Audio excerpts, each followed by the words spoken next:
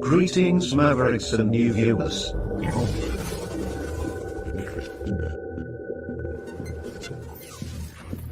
Tonight, direct and live from the Maverick News Network World Studios. This is Maverick News with Rick Walker.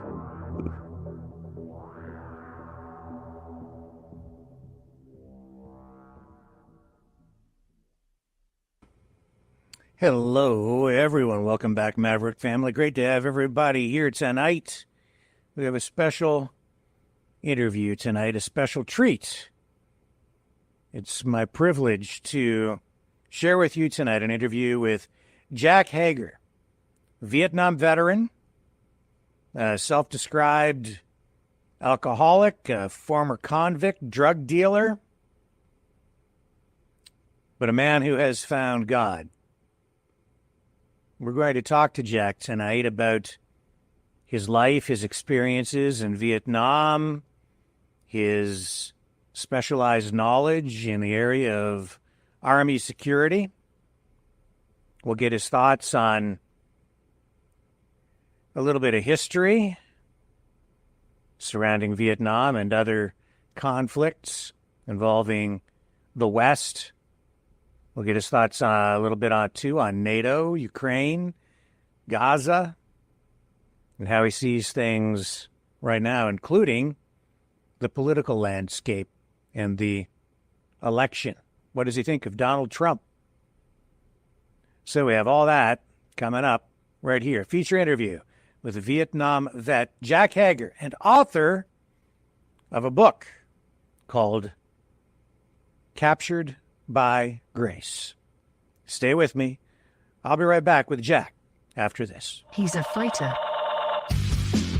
He's a survivor. President Trump, defiant, strong. He is determined to make America great again. Pay tribute to the 45th President of the United States with this collectible t-shirt from the Maverick News Memorable Moments collection. Even a would-be assassin's bullet could not stop him. Instead, he emerged with his fist in the air ready to fight. For freedom. Get your Trump Fighting for Freedom t-shirt with any donation of $30 or more to Maverick News. There are two iconic artistic designs to choose from, but there is only one way to get these. Donate at freedomreporters.com. Support free speech. Free media. Support Maverick News. Call 1-866-248-1490 or order online at supergeeks.tv.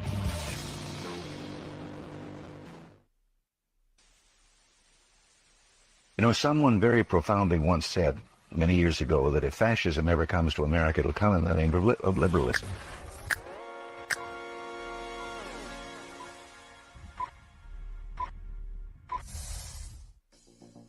Well, I think it's time we ask ourselves if we still know the freedoms that were intended for us by the Founding Fathers. If we lose freedom here, there's no place to escape to. This is the last stand on earth. The entire world is watching.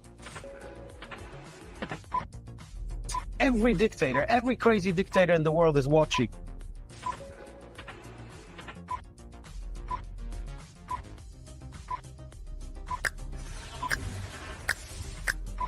The world is watching. On TV, the entire world is watching. On social media, but the entire world is watching, and yes, they are seeing what we have apparently bravely been willing to say that others are thinking. Stand for freedom. Literally stand for freedom. Let's get this done. The entire world is watching.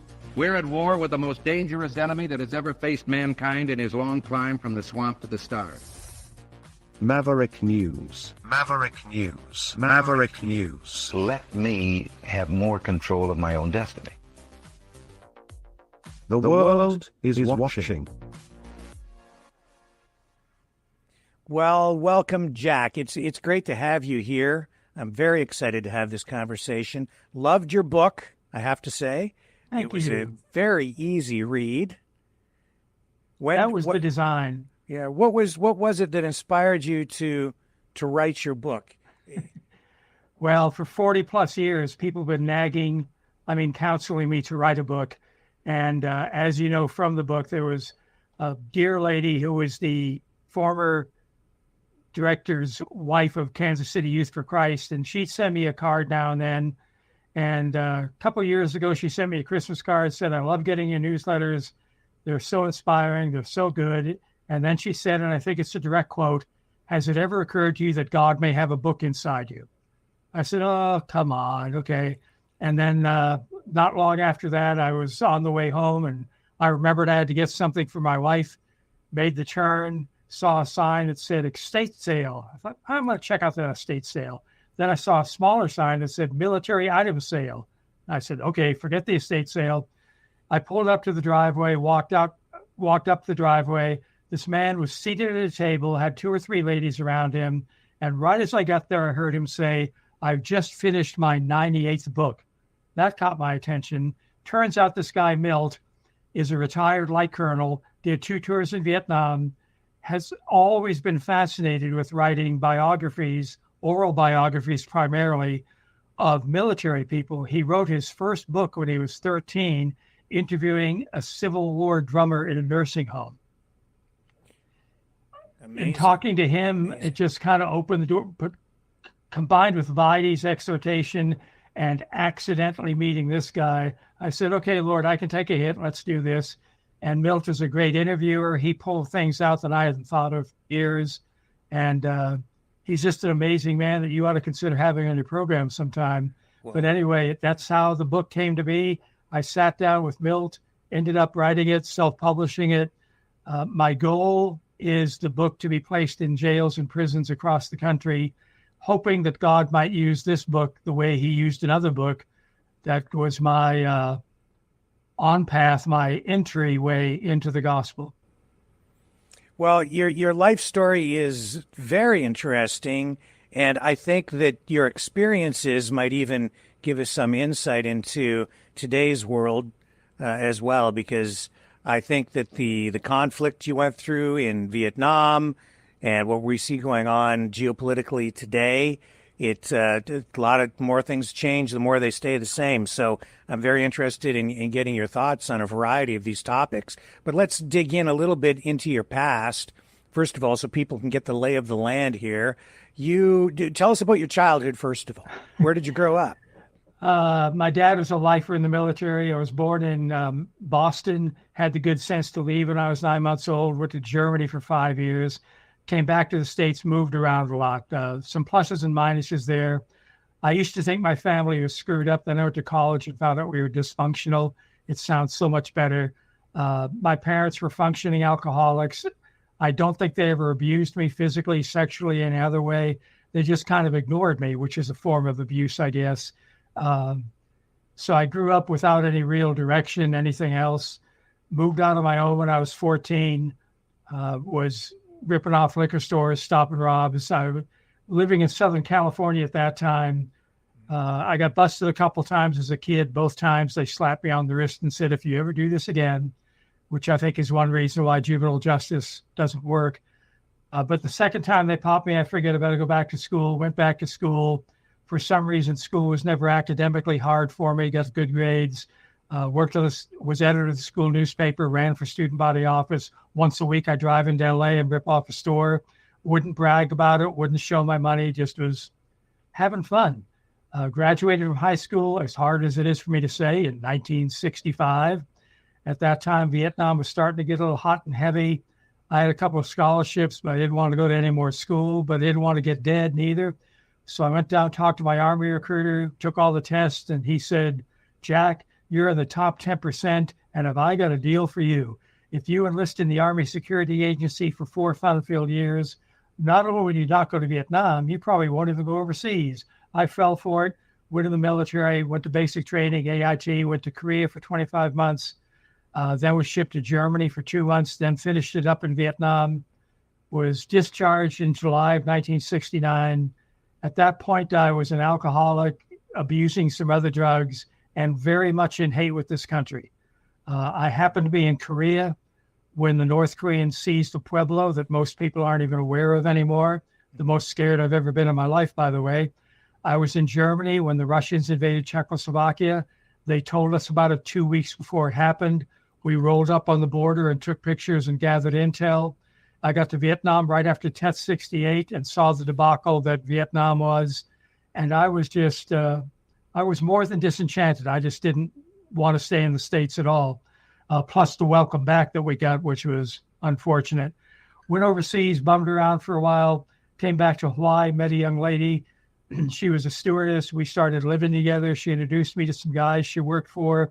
They interviewed me. They hired me. Moved to the West Coast. Was involved in drugs, guns, a few other things. Everybody's heard those stories. Got away with it for a long time. Made a lot of money until just after Thanksgiving of 1973. My lady said, I want to go to Texas and visit my parents. I said, okay. Headed out to Texas. December 3rd, 1973, we're in a bar in San Angelo, had been there from about noon to, I guess it was 6 or 7 o'clock. She said, Jack, we ought to go back to the hotel and check on our kid.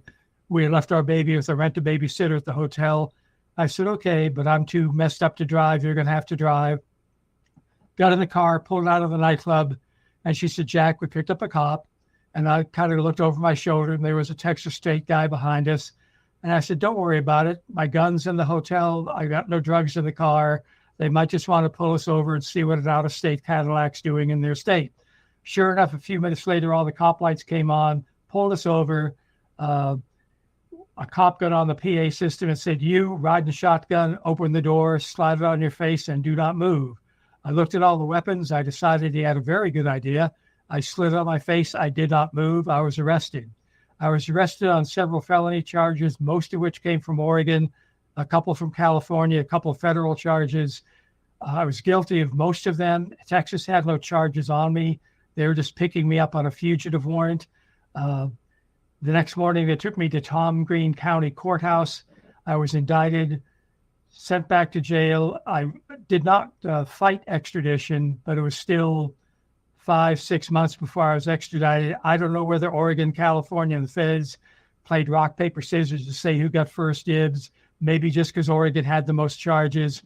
An Oregon guy came out, picked me up, put me on the plane, flew me back to Oregon. Several months later, I pled no contest, was sentenced to 10, did 4. While I was doing that time, California the charges. The federales elected not to prosecute, which I thought was a great idea.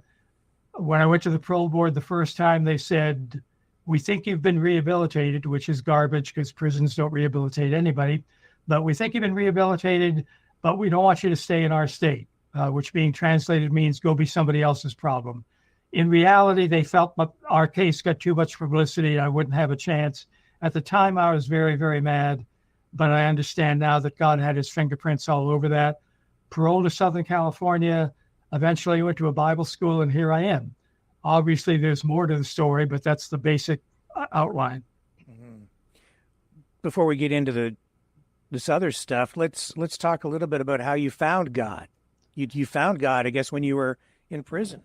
Yeah, actually in jail in Texas. I had never been in church before, except for weddings and funerals. I really genuinely don't remember anybody ever inviting me to church or trying to share anything with me. I know that Satan can blind your eyes, etc., but I don't remember. They found some drugs in the cell, which is not unusual because drugs are easier to get in jail and prison than they are in the street. They took everything out except what apparently the Texas State Supreme Court said they couldn't take out, and that was the religious junk, and that's exactly the way I looked at it. And after a couple of days of being totally bored, I went over the pile of books, and I suppose there were Bibles there and other books. I was a man. I did the crime. I could do the time. I didn't need this religious junk, but I needed something to read. And at the very bottom was a little paperback book with an American flag on it, and it had the word prison in the title. I'm not going to share the title because as I grew in the grace and knowledge of Christ, I recognized there was some pretty wacky stuff in the book. But I'm reading the book. A World War II guy, a drunk, gets arrested. A chaplain shares faith with him. The guy comes to Christ. And I'm entertained by it, but I'm not looking for God. I'm not looking for a way out. I'm just bored. But the guy kept referring to the Bible. And after a while, I figured, then they're still not giving us our stuff back. I can't read Louis L'Amour Westerns, and I can't play poker, and I can't do anything else. So I'm going to pick up a Bible. Picked up a Bible, knew nothing about it, didn't know it was 66 books, 3 different languages, 3 different continents. So I started at Genesis and kept going.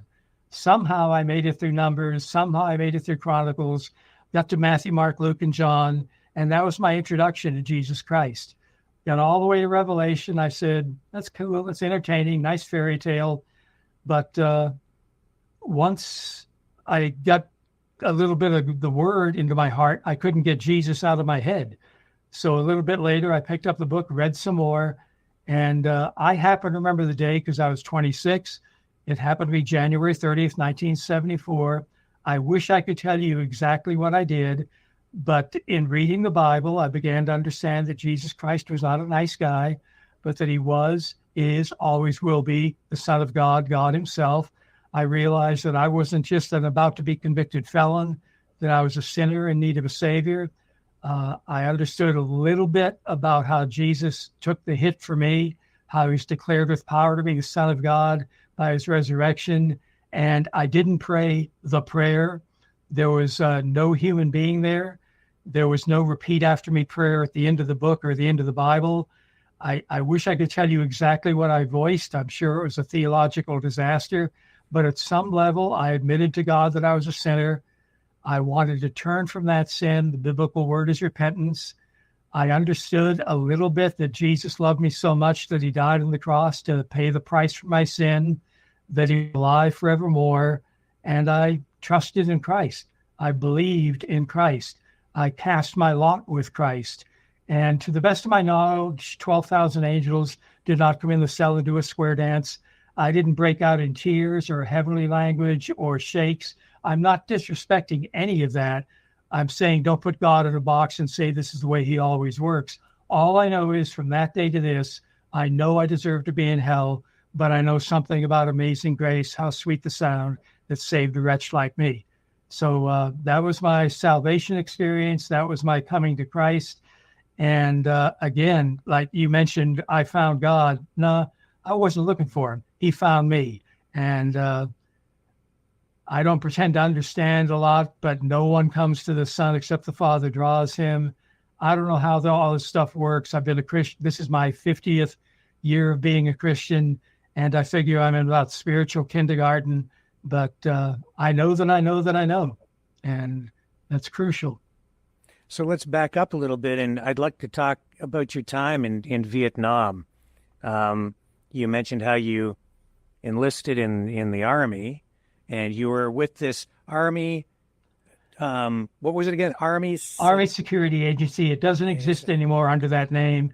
The military has a penchant for overclassifying everything, and we did a lot of stuff that I cannot talk about. Don't get overly dramatic on that, but we did in some cases, the ultimate oxymoron: military intelligence, combat intelligence, foreign intelligence. And again, I mentioned I was in Korea. Korea was great duty. My dream was to stay in Korea. It was a 12-month tour of duty. I stayed there 12 months. I extended for 12 months. I wanted to extend until the end of my enlistment and stay in Korea, hook up with a Korean chick, open a bar, stay there the rest of my life. The military would not let me do that. And I put in my dream sheet, you're allowed 3 places you'd like to go. And allegedly the military tries to do that if they can. I put in for Sinop, Turkey, Thule Island, Greenland. I can't even remember what the third one was because I didn't want to go to Vietnam. So I put in for these hardship tours. The military, its never-ending wisdom, sent me to Germany, which is typically a 3-year tour. I got there. I don't know if I guess I'll share this. This is 1968. I reported to the commanding officer. He happened to be an African-American guy in 1968 who had come up through the ranks, went to officer candidate school. Here he is a captain. I stand in front of his desk. He has my 201 file. He says, Sergeant Hager, you are in your first enlistment. Yes, sir. You don't deserve your stripes, and I'm going to do everything I can to bust you. Right away, I knew this wasn't going to be a good guy for me. But then the Russians, as I mentioned, had the good grace to invade Czechoslovakia, so I got away from him. There were 2 ways out of Germany, either re-enlist or go to Nam. And the joke was I wouldn't re-enlist for 2 days for a 3-day pass. So I volunteered to go to Vietnam, not because I wanted to be John Wayne, not for any other reason except to get out of Germany. I didn't want this guy messing with me. Got to Vietnam, as I mentioned, right after Tet, was assigned to the 11th Armored Cavalry Regiment and was a track commander in the Cav, was involved in fights, that kind of junk. But the idiocy was seeing that they, whoever they were, would not let us win the war. The American fighting man and woman did not lose Vietnam. The American people gave it away. So in my opinion, 59,000 Americans and who knows how many thousands of Thais and Vietnamese and Cambodians died for nothing, in essence. And that probably coupled with my drug use, my alcohol, I just hated the country, hated what had happened, hated the fact that I saw guys come home in body bags for nothing. It was interesting that my regimental commander for most of my time there was Colonel George S. Patton III, son of Blood and Guts. And that crazy guy, he thought we were there to win. We would have followed him anywhere. I don't necessarily recommend the movie Apocalypse Now, but if you've seen Apocalypse Now, you've seen Colonel Patton. Robert Duvall in the cowboy hat is Colonel Patton. Whoever wrote that movie had to know Patton. Silver-plated Colt 45s, hanging out of his CNC ship, his command and control helicopter, shooting a 45 at the enemy. He took us into Cambodia before it was kosher. We were chasing the 274th Viet Cong Regiment. They crossed over into Cambodia, and the standard operating procedure is we stop. It's like John Wayne chasing the Indians into Mexico and having to stop. Colonel Patton came on the horn and he said, all track commanders, disregard your blankety blank maps. We're going after them, blankety blankers. We crossed into Cambodia, virtually wiped them out. Because of that, Colonel Patton was relieved of command. Because of whose son he was, they couldn't bust him. So they promoted him to one-star general and sent him to Fort Sam in Texas. So that was my experience in Vietnam, trying to work for a guy who thought we were there to win, who had his hands tied, being in a unit and having a security clearance that allowed me to see some of the idiotic decisions that were made at higher channels. And as you mentioned earlier, those who do not learn from history are doomed to repeat it. And a couple of years ago, when we pulled out of Afghanistan, all I could see was Saigon in 1973. The same idiocy, leaving equipment behind, which was bad enough. The 13 airmen and others who were killed at the last minute.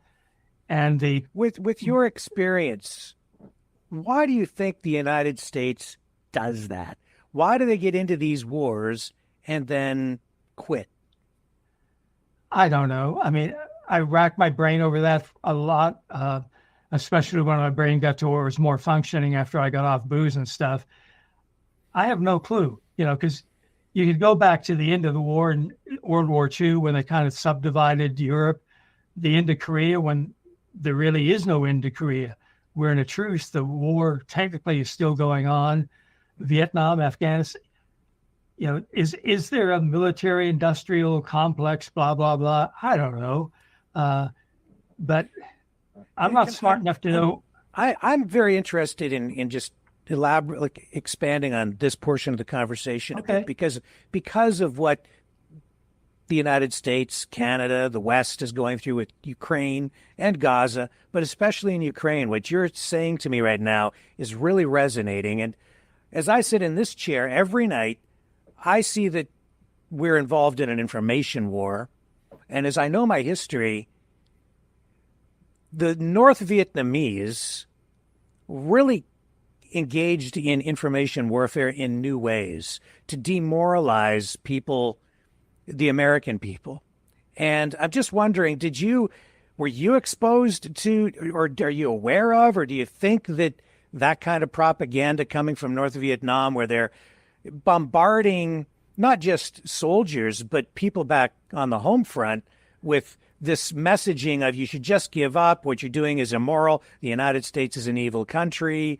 How much impact do you think that had, not just on the population, but then ultimately on the administration because of public pressure and anti-war protests, which were maybe not anti-war protests. They were really more pro-North Vietnam, pro-communist, get America to give up protests. Is that fair, or is that I think it's fair. I think probably the main factor regarding Vietnam specifically is that was the first war where stateside Americans could eat their dinner and watch the war on TV. Yeah. I think the fact that they could see it live, if you will, and see their sons and daughters and others die, I think that was a big part of it. I think Tet 68 was a disaster for North Vietnam and for the Viet Cong, but it was played up by the media as a tremendous defeat for the United States. It was not a good thing, but it was a debacle for the North Vietnamese, but nobody ever heard about that.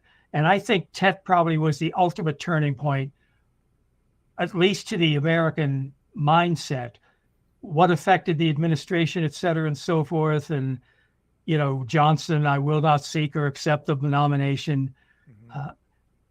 I don't know the propaganda that North Vietnam, et cetera, whether they were helped by China and Russia is to be determined. How they did it, it didn't have a direct effect on me. The agency was not even supposed to be in Vietnam. There were all kinds of rumors about what we did and didn't do. There was some kind of a UN thing where we were not supposed to be in Vietnam. So the military, again, in its never-ending wisdom, had the 507th ASA group in Korea, the 508th ASA group in Europe, and the 509th Radio Research Group in Vietnam. I think people could probably figure out who we were, but there was, I never could verify it, but we heard enough and were warned enough that they had placed bounties on agency guys, not CIA guys, but on Army Security Agency guys, because of allegedly what we knew and what we did.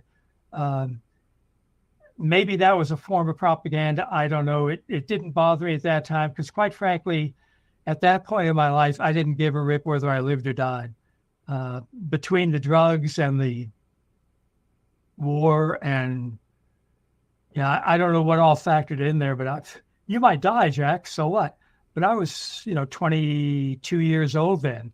There's a lot of American young people in their 12s and 11s and 13s and 14s that are already there. That's another aspect of life. But why we keep doing it? Yeah, if you go, I'm not smart enough to say should we have gone in Vietnam, but or Afghanistan or Iraq. But if you go in to win. You know there's going to be collateral damage. You know there's going to be the occasional atrocity. That's part of it. Sherman was right. War is hell. But to go in, and I'm not saying they knew they were going to go out when they went in, but I don't know if I'm a cynic or a realist. I think so. I think we can make a lot of money here. We can do a lot of this. We can get our country's mind off the economy and mind off social disorder and put it on Vietnam or Afghanistan or Iraq. It all factors in there somewhere, and it stinks. Mm-hmm. As I see what's going on in Ukraine, I see similarities where a lot of public support in the beginning, but there's this massive anti-American, anti-imperialist, anti-colonialist political movement that's out there. It's undermining support for the war. I see a lot of the same kinds of things happening now that I think happened in Vietnam. I was very young, in the 70s, when a lot of these things were playing out back then. So I'm a little bit younger than you. So my memory of those things is not as acute. But Do you see echoes of that happening now? I do. And of course, the difference is, as far as we know, there are no boots on the ground in Ukraine. I am relatively certain there are some military advisors doing their thing there. Yeah. Unlike you, I mean, in the early days, it was there all the time, Ukraine, Ukraine, Ukraine. Mm-hmm. I can't remember the last time I saw a newscast or something float over my inbox regarding Ukraine. I have to go out of my way to find out what's going on there and hope that I'm learning the truth. But I think it's easy to get enthusiastic early. Mm-hmm. And when the body bags start coming back, or the money that we're spending on Ukraine, I don't think I'm in favor of putting boots on the ground in Ukraine. Mm-hmm. And again, that's a don't think. I don't know. I don't. You know, the thing with me is I've been kind of on the other way around on that. I was very unenthusiastic in the beginning, but now that there's a commitment there, I feel like the United States and NATO, well, not NATO, but the West, including Canada, you can't just leave them hanging. You can't just now pull the rug out from underneath them and leave them to be slaughtered, right? It's like I think there's an obligation to follow through on promises. At the same time, it's complicated. I've also, I see unprecedented levels of propaganda, new technology coming to bear here because of the internet, social media, the way that information on all sides is being utilized in the information war. So it's having profound effects on the population psychologically. I just, you working in security and intelligence, do you have any insight on that? I honestly don't. And to be candid, Ukraine occupies some of my gray matter. The main thing to me is the Hamas supporters in the United States on college campuses. Yes. I can understand being against something, but being for something. And I understand that mob mentality, that you go to probably 80-90% of these people and ask them what they're protesting. They don't know. Oh, no, this is just kind of fun. But I think there is some active people that are supporting Hamas, and I just can't even wrap my head around that at all. As far as Ukraine goes, the money that we're spending, that I hope we continue to spend to arm them, I totally agree with you there that if we just cut it off, we haven't wasted American lives. We've wasted millions, billions of dollars, and more importantly, encouraged and allowed the slaughter of a people group by someone who's supposed to be our enemy. And I'm certain that Russia continues to be surprised that it's as difficult as it has been for them. Yes. And I applaud the Ukrainian people for standing up, but I'm not optimistic as to their future. Yes. Here in Canada, we've seen these pro-Hamas protests, occupations on university campuses as well. It's very concerning to me too. It just must make your skin crawl when you see this happening on the home front. It does. And again, I vividly remember when we were pulling on Afghanistan, I was beyond mad. I was furious because it was just exactly what we did. I have a good friend who did 3 tours in Afghanistan and Iraq, and he was pulled out at the last minute. But his translator was not, his Afghanistani translator was not allowed to leave the country. And Dave learned not too recently that he and his family were wiped out by the enemy. And I know there's a movie that kind of talks about the same thing, but Dave, he didn't have PTSD before, but he has PTSD now because somebody that saved his life on several occasions and was very intimately involved in he and his military unit's activities, we sold him out. See ya, we're done. Yeah. And we did that to thousands of Vietnamese also, and it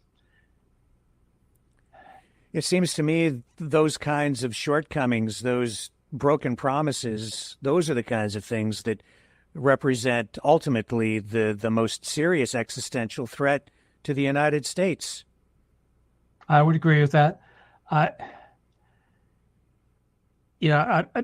older than dirt, and I've been in youth ministry almost half a century.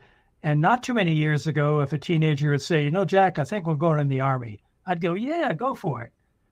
For the last several years, I say, you better pray about this, dude. I'm not going to tell you not to. That's what my heart says. But my head says, work it through, because I don't want the military to be devoid of Christian young people. But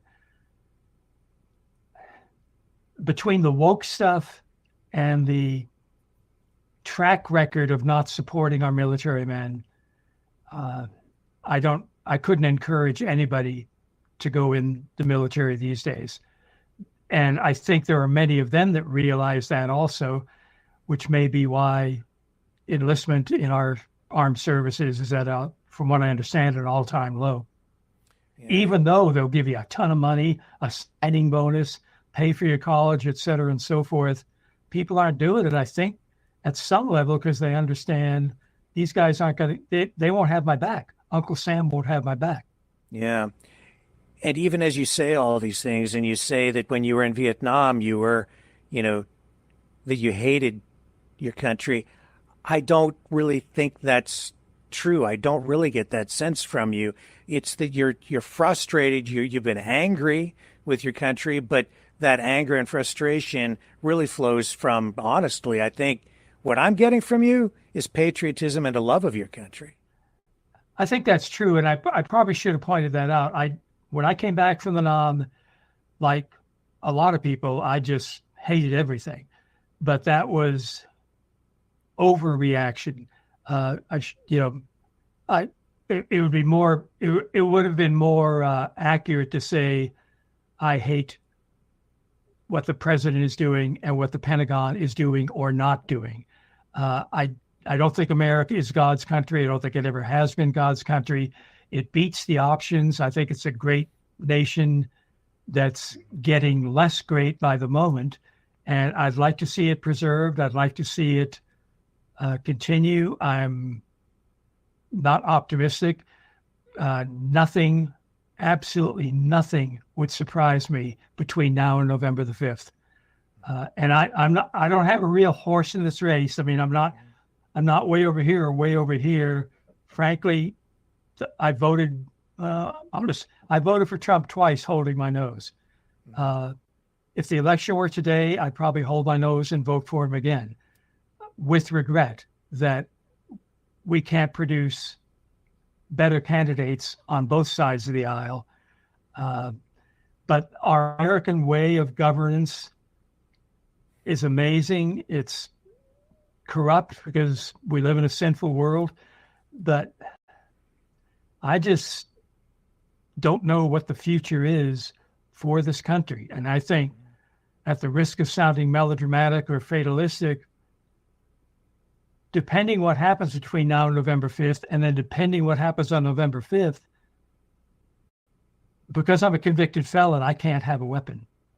That hasn't bothered me very much up until about 5 years ago.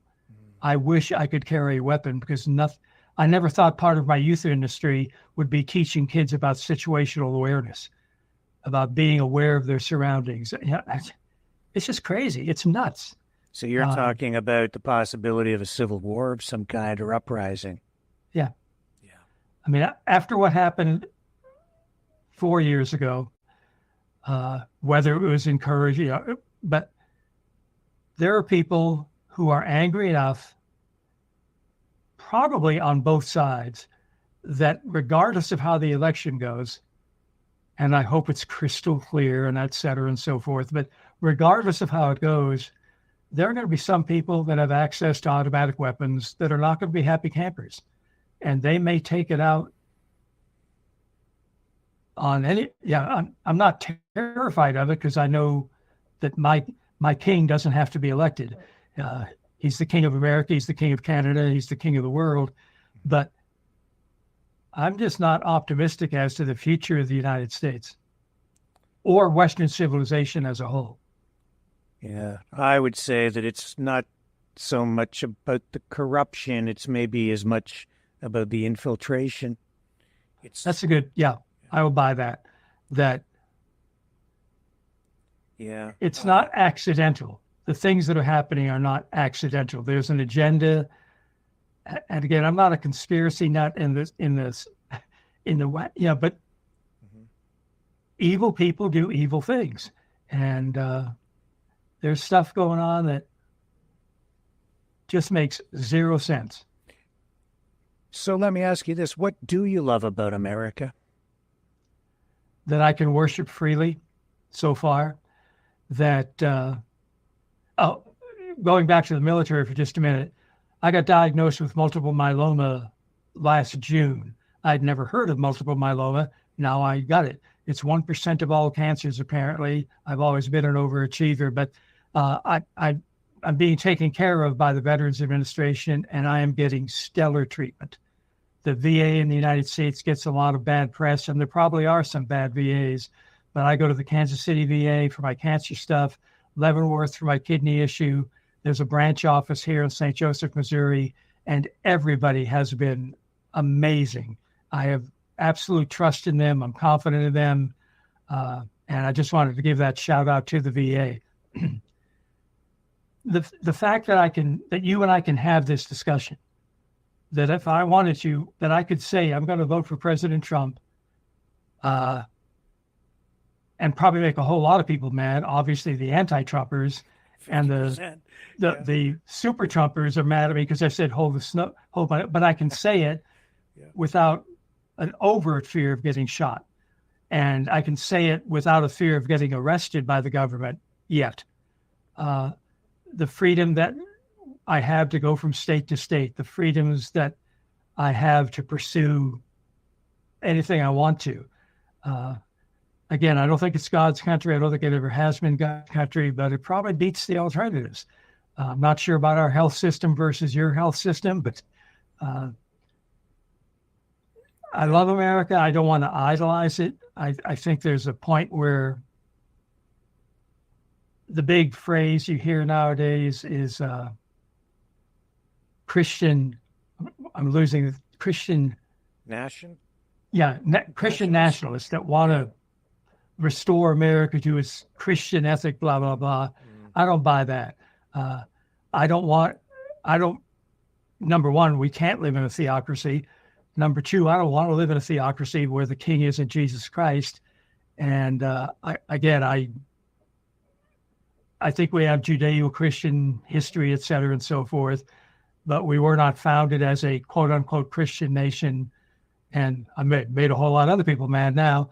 And we certainly aren't a Christian nation now where we slaughter the babies and do everything else that happens. But it sort of kind of beats the alternatives at this point. And just what you're talking about there brings us to this whole issue of secularism. What is your view on that? Is that one of the things that's destroying the country? Yeah, I think the absence of God, higher power in the education system, the lower education system, where in theory you're not allowed to talk about religious things in a public school. That's part of it. And then the broad brush anti-Christianity of higher education is paying a due. And higher education, the anti-Americanism that seems to be rampant in most colleges and universities. Certainly not everybody, but have people on the faculty, people in administration that are Marxist at best, people that are vehemently against anything to do with this is the way, walk ye in it, Christianity, and the weakness, cowardice of American Christians to stand up for truth.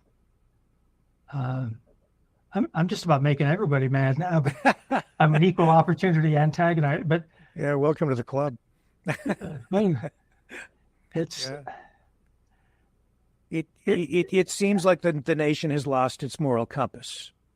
Yeah, and again, without the religious overtones, people used to inherently understand that it's not good to sleep around, that it's not good to have sex outside of marriage, that it's not good to whatever you want to call it. But and now that's, you have your truth, I have my truth, everybody's got their own truth, and do whatever you want to do as long as you don't hurt anybody. And that's the overall mindset of the culture, sadly, to include a lot of the professing Christian culture. Yeah, well, it's gone beyond that too. You know, when I was a kid growing up, I was told I could be anything I wanted to be. I just thought that meant I could choose whatever career or life path that I wanted. But now it seems to extend to, you can literally be anything you want to be. Like, you can be a man or a woman. You can be a cat. A cat. Yeah, you can literally be a cat if you choose to be a cat. And that suggests to me that Western society has lost its grip. We have a mental health crisis on our hands. You're familiar with the Babylon Bee? Yes. I feel so bad for those guys, because when they came out, they were hysterical, but it wasn't long before you go, is this real or is this Babylon Bee? And of course, then they came out was not the bee. But early on, they were so funny because they'd have these totally wacky things that couldn't possibly be true. And then a couple of years later, they're almost prophetic. They just, yes. I laugh about it because I don't want to cry on air, but it's just, yeah. My youngest child is 22. I had a discussion with somebody not too long ago. If I was in my 20s or 30s, would I want to have kids? And I think it's one of those head-heart things. My heart would probably say, yeah, my head would say no.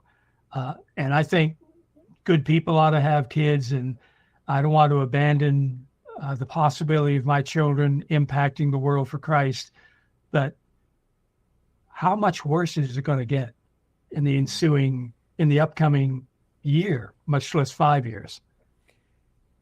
You've been around a lot. Do you have any suggestions for these people in charge? How can even suggestions for our viewers? What can we do as individuals to make our country better, our world better, our communities?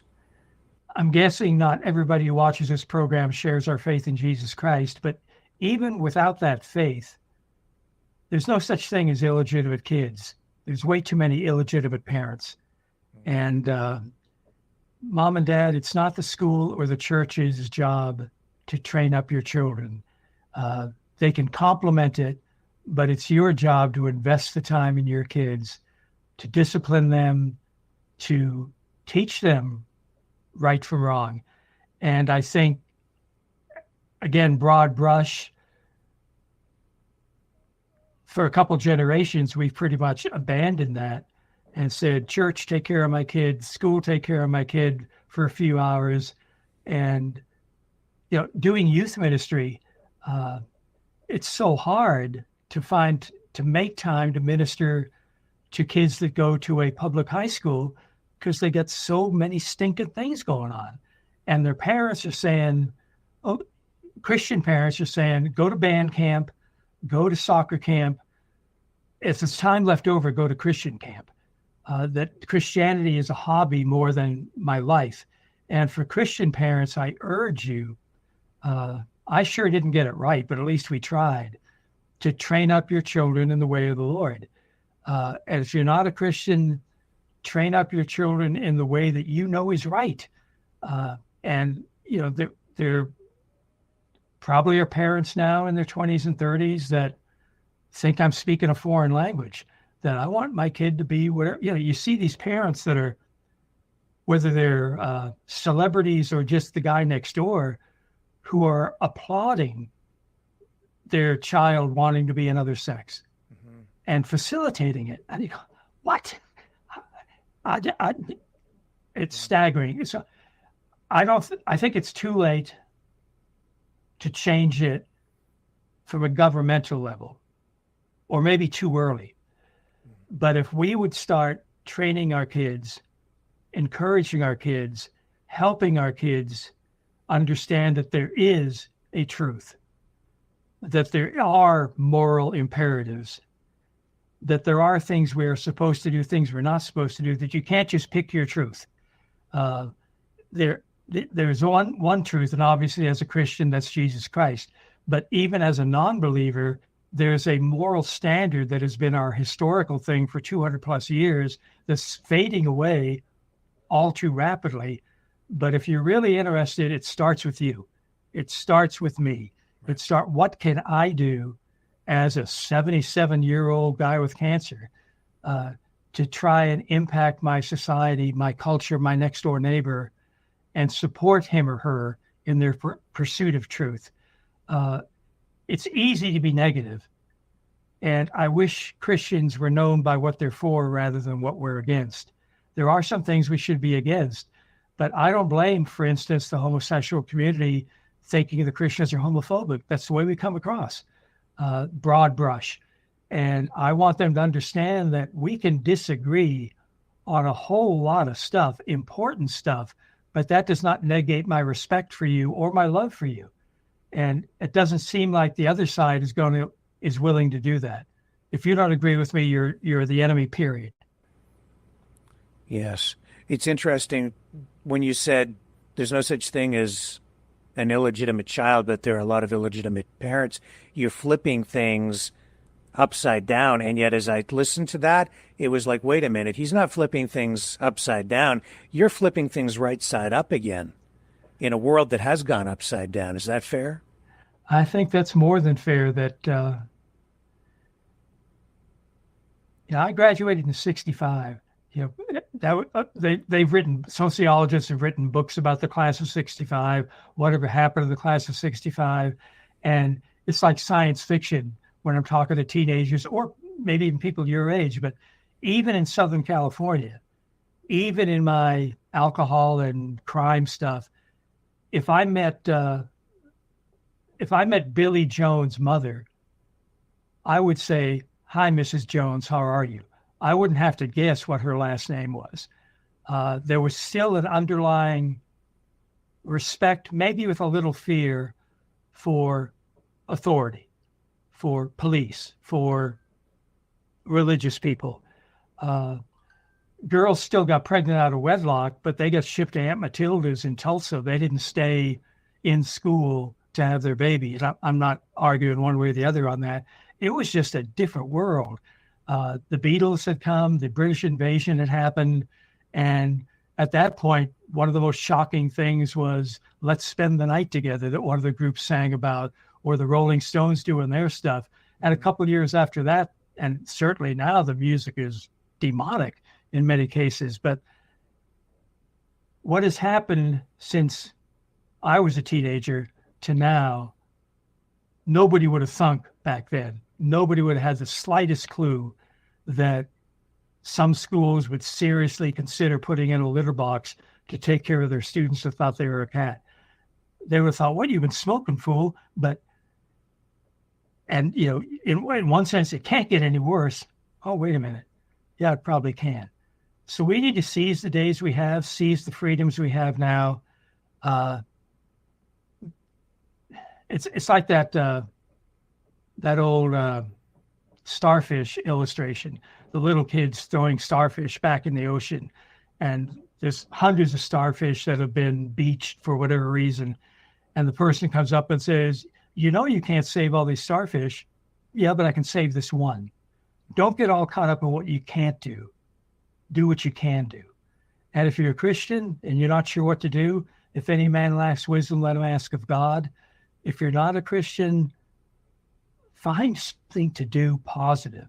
Don't just yell about the negative. Don't just throw stones at the so-called enemy. but do what you can, how you can, when you can. And as scripture says, despise not the day of small beginnings. Start small, grow on. Is there hope? Yeah, there's always hope. Hope is my favorite word. Yeah. Well, I don't. Yeah, there's a thin line between cynicism and realism. Yes. Well, I think you're doing your part with your book, with what you're doing with, your work through God, and you still work with youth. Is that one of your big things? Yeah. Yep. The cancer has affected me in some ways. It's my main side effect is dry mouth, which is not the best thing for a speaker, and fatigue. And trying to differentiate between, is this because of the chemo or is this because I'm an old fart? I don't know, but it's limited me primarily in my prison ministry. I've not been behind the walls since COVID, and the doctors say they don't want me going. They recommend I don't go behind the walls. They don't want me in a confined space, no pun intended. My wife definitely doesn't want me going behind the walls, and I get that, but I still do prison ministry through correspondence, grading correspondence courses, staying communicated with a lot of inmates. And I still do youth ministry as much as I can. And I'm not dying, I'm living. And above all, I want to finish well. Not quickly, but I want to finish well. I don't want to bring any shame to the gospel. And I'm not against retirement as a thing. But why retire from something you love? I don't want to go play shuffleboard in Florida. I want to be involved in people's lives and try to impact lives with the message of hope. And that hope for me is Jesus Christ. You are making a difference. And tell people how they can find your book. Amazon has it, and I think it's like $2.99 now. Captured by Grace is the title. And again, if you do buy a copy, I'd really ask you to consider buying 2 copies, one for you and one to donate to a halfway house or a jail or a prison. Every jail, every prison has different rules on what can go in and out. If you have questions, I'd love to talk to you. My email is just jack.hager@gmail. It's what I do. You won't be a pest. You won't be a bother. It's what I do, and I'd be more than happy to do that. And it's just been a pleasure to be with you, Rick. It's been a pleasure to be with you too, Jack. And just let me put your email up on the screen for you. It's jack.hager. Hager. Yeah. At Gmail? Yep. There it is. And I'll put it up on the screen. jack.hager@gmail.com. Even if you want to yell at me, you can yell at me and we can discuss it. No problems. Yeah. And I see that you've put your contact information in your book right at the very end as well. So you're not shy and you're easy to find. Well, I hope so. Yeah. Jack Hager, everybody. Thank you, Jack, very much. It's been a fantastic conversation.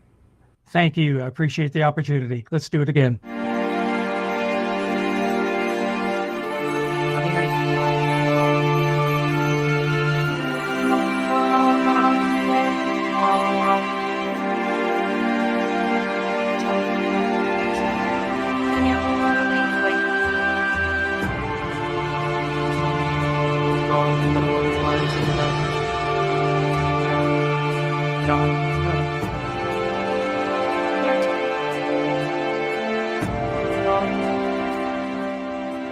Maverick News.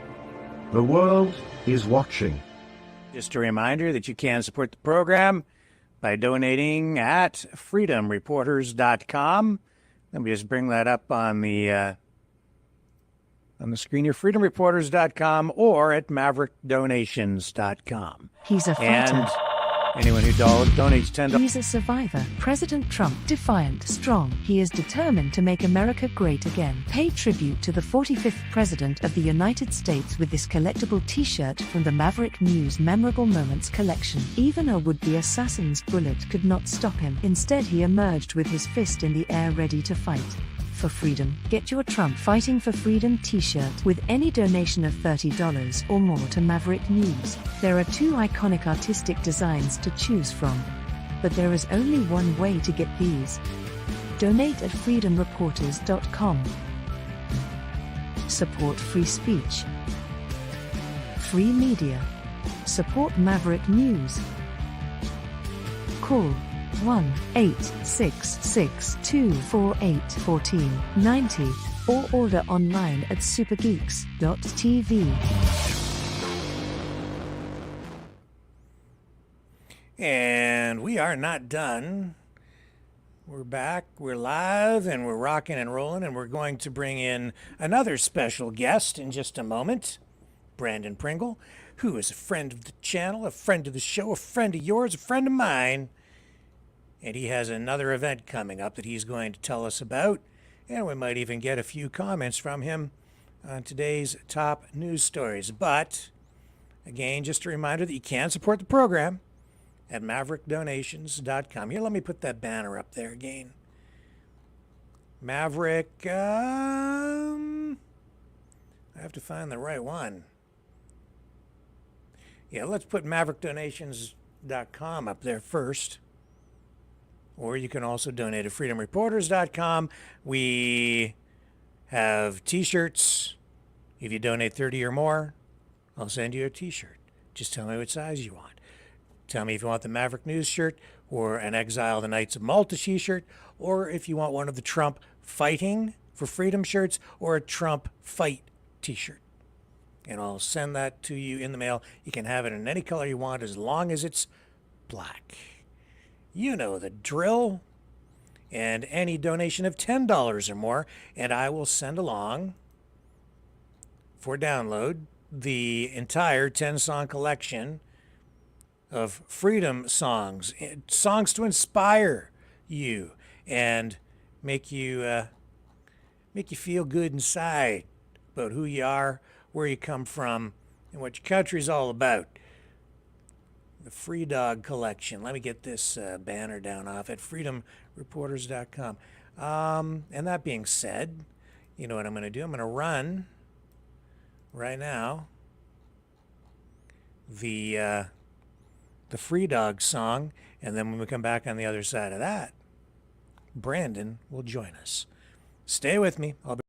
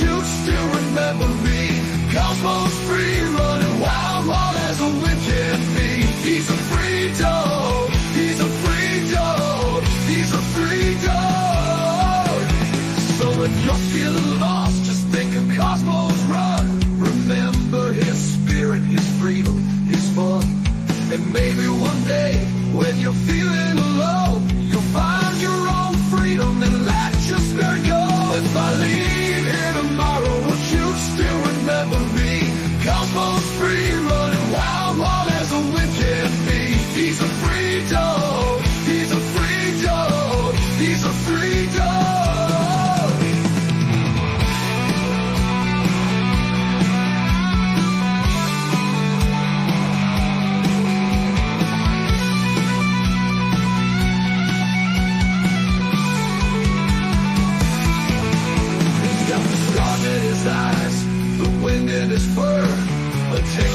wags like it's never heard a bird. Of a heart full of love and a spirit so free. He's living his life wild and carefree. He's got the stars in his eyes, the wind in his fur, a tail that wags like it's never heard a word. Cosmos on a journey, he's got no chains. He's running through the fields, breaking all the lanes.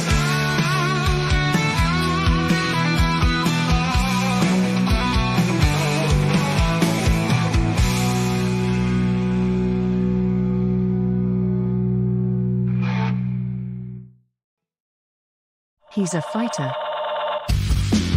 He's a survivor. President Trump, defiant, strong. He is determined to make America great again. Pay tribute to the 45th President of the United States with this collectible t-shirt from the Maverick News Memorable Moments collection. Even a would-be assassin's bullet could not stop him. Instead, he emerged with his fist in the air ready to fight. For freedom. Get your Trump Fighting for Freedom t-shirt with any donation of $30 or more to Maverick News. There are 2 iconic artistic designs to choose from. But there is only one way to get these. Donate at freedomreporters.com. Support free speech. Free media. Support Maverick News. Call 1-866-248-1490 or order online at supergeeks.tv. Oh my goodness, Cosmo, you ham. You're our mascot. Just wants all the FaceTime, doesn't he? Yeah, well, it's time for FaceTime with Brandon Pringle. Let's bring our second guest of the evening in live and direct from out west. Hello, Good. sir. Welcome tonight. How are you? Thank you. Fantastic. Great to see you, Rick. Wow, that was an amazing interview. Yeah, And- isn't he great? Oh, he is fantastic. He's like just a couple week older version of me, except I just haven't gone to Vietnam. Yes, well, quite a tale he has to tell. Many tales. True stories. Yes. Yeah. Yes. And he's lot ahead of me world with wisdom there. He's ahead of me on the book. I've got a manuscript, but my book isn't out yet. Well, we're looking forward to that. And you're here tonight for, I guess, one main reason, and then anything else that we choose to do together while you're hanging out. But you have an event coming up that you'd like to tell people about. Yes, October 19th. But before we get into that, something even more important. Sure. You have my word, Rick. The moment this interview ends, I'm going to be going online and ordering your T-shirt. Oh, okay, fantastic. I'm absolutely getting on that. Absolutely, for sure. What did you think of the song? Oh, fantastic! Isn't that great? I'm so glad you brought it up. Actually, I want to have to talk to you later. I want to use that song for the intros. Sure. For all my speakers at this event. Okay. And then well, when people say, "What is that?" Well, boom, we'll get a bunch of free advertising for awesome. you out there. That's great. Yeah, absolutely. Cosmo, that's my dog, and he's our mascot here, right? Yeah. Outstanding. I just, oh man, it's that's a lot of fun. I love that, and thank you. That's great. And, absolutely. So just in case people are not aware, let's get you to introduce yourself and where you're from, first of all, for those people who maybe are not familiar with you still. Hello, everyone. It's been a while. My name is Brandon Pringle. I live in Alberta, right in smack dab in the center between Edmonton and Calgary in southern Alberta here. And we're fighting for freedom in the most peaceful way possible. And I really appreciated your last guest, because actually that is what our conference is about on the 19th. Rick, you asked him a very important question. You said, what can we do and how can we speak to politicians about turning this around?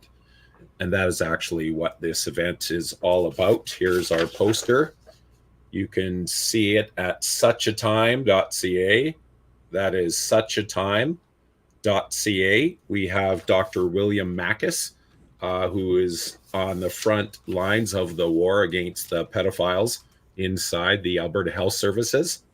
And it's well documented. You could literally do a quick search on your own and see a list of them.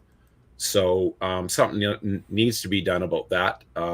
He's also has for anybody dealing with cancer, I can please reach out to me at Brandon at suchatime.ca. That's Brandon at suchatime.ca. And I can provide you with an email for Dr. Mackis. He has a number of very positive outcomes for cancer patients that are being suppressed. His clinic was shut down. And so a woman with stage 4 breast cancer, he's treated. She's totally clean. Now, just for legal purposes, I do need to just tap the brakes there a little bit.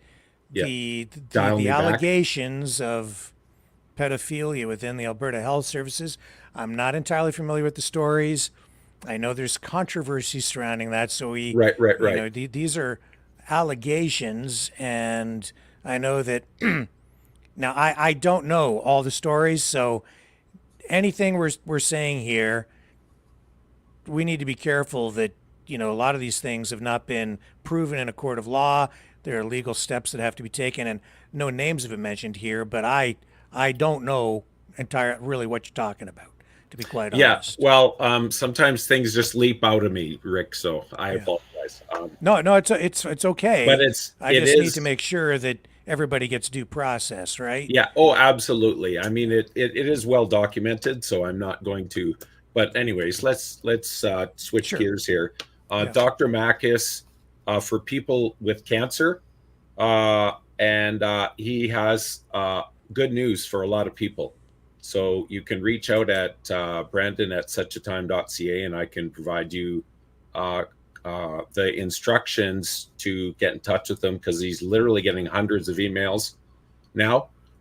So he wants to make sure that sticks out on within all his emails, so he can properly address everyone. We've got Dr. Roger Hodkinson, who is a fan favorite with all the craziness that's been going on the last 4 years, without using the scary language that we get censored on. But we all know what the craziness, what started the craziness over the last 4 years. He's a former medical officer of health for, which province was it?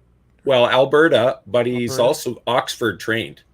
Yeah. So he's he's an immigrant who came to this country and was enjoying it until all the communism started taking over. So he is a firebrand. He's 80 years old, and you would never know. He hasn't missed a beat, and he's one of our favorite speakers out there.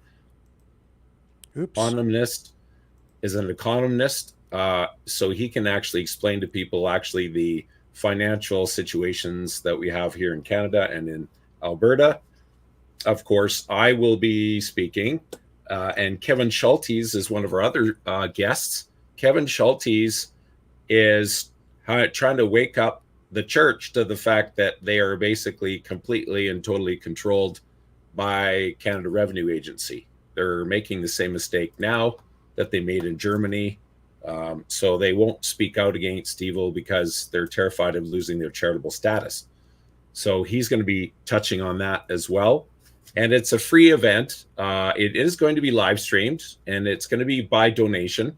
So that way those people that can afford it can help us out. And those people that can't afford it, they will have an opportunity to go and not miss out on what is going to be an absolutely stellar event. And what city is this happening in? What was the location? Thank you, Rick. That is in Red Deer. It's going to be taking place at Legacy Place, which is a brand new $20 million convention center built right at the just before Gasoline Alley. And 5 minutes away at Gasoline Alley for out-of-town guests, we've secured a smoking deal of $129 for the night, and it includes all-you-can-eat amazing Hamptons breakfast. So they've done that for us as well. So, and this is just going to be one of many. So we had such a time Edmonton.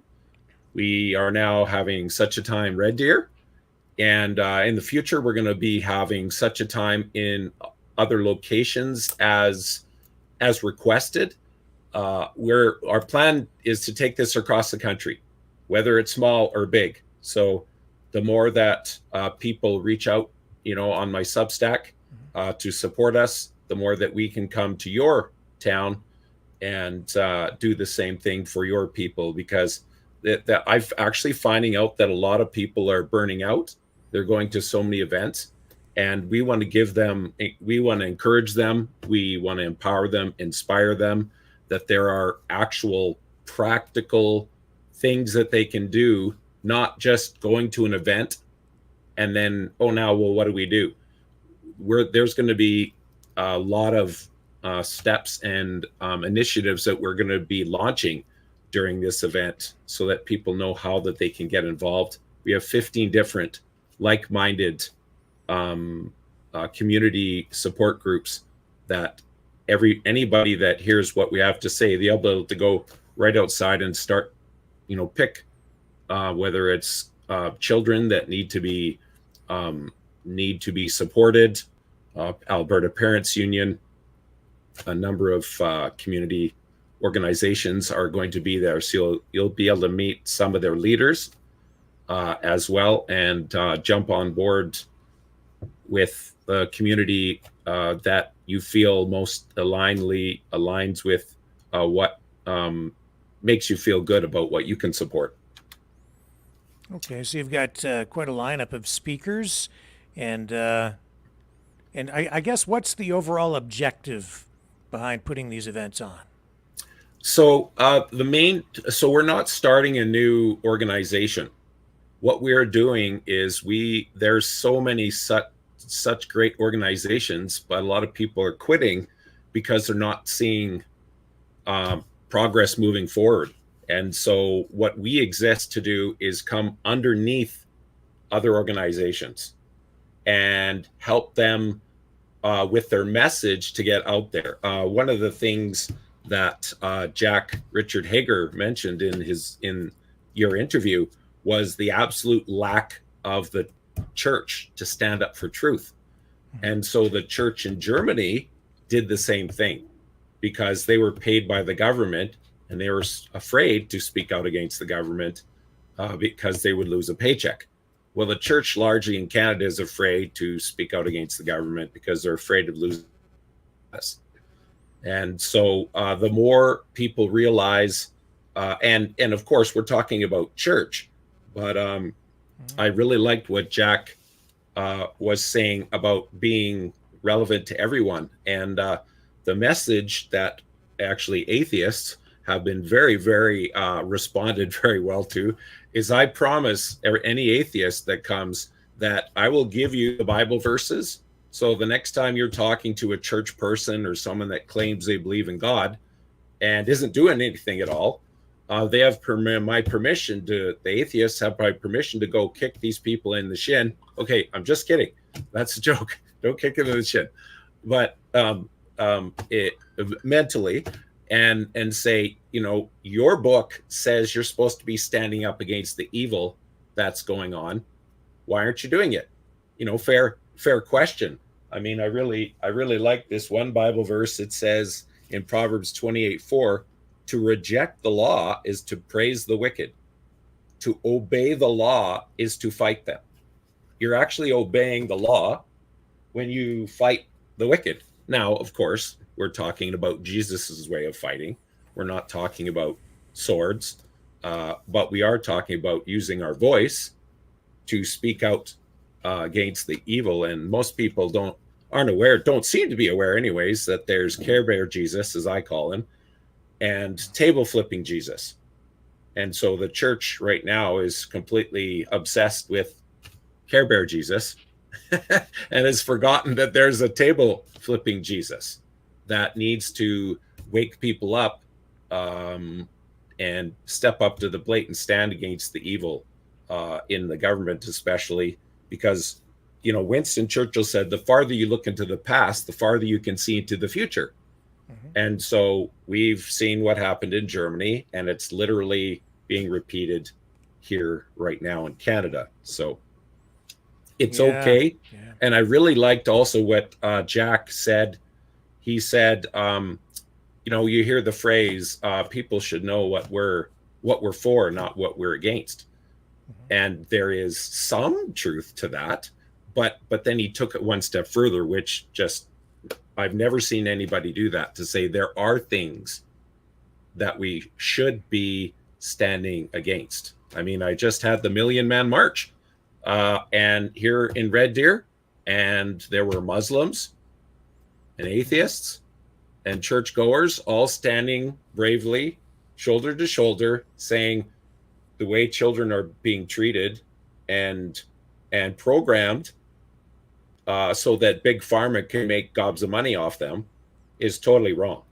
And that is something that we can all unite the fight on, that we can all be on the same page and say, I don't care what you believe. We all agree that what's being done to children is evil, and that's what we have in common. And we're all going to be best friends until that's defeated. And then, we'll go from there. You opened by saying that you're fighting for freedom. We talk about freedom around here all the time. Yes. We just played a song about freedom. Yes. But when I talk to people about freedom, it's such a broad word. It seems to mean different things to different people. I'm just curious, what does freedom mean to you?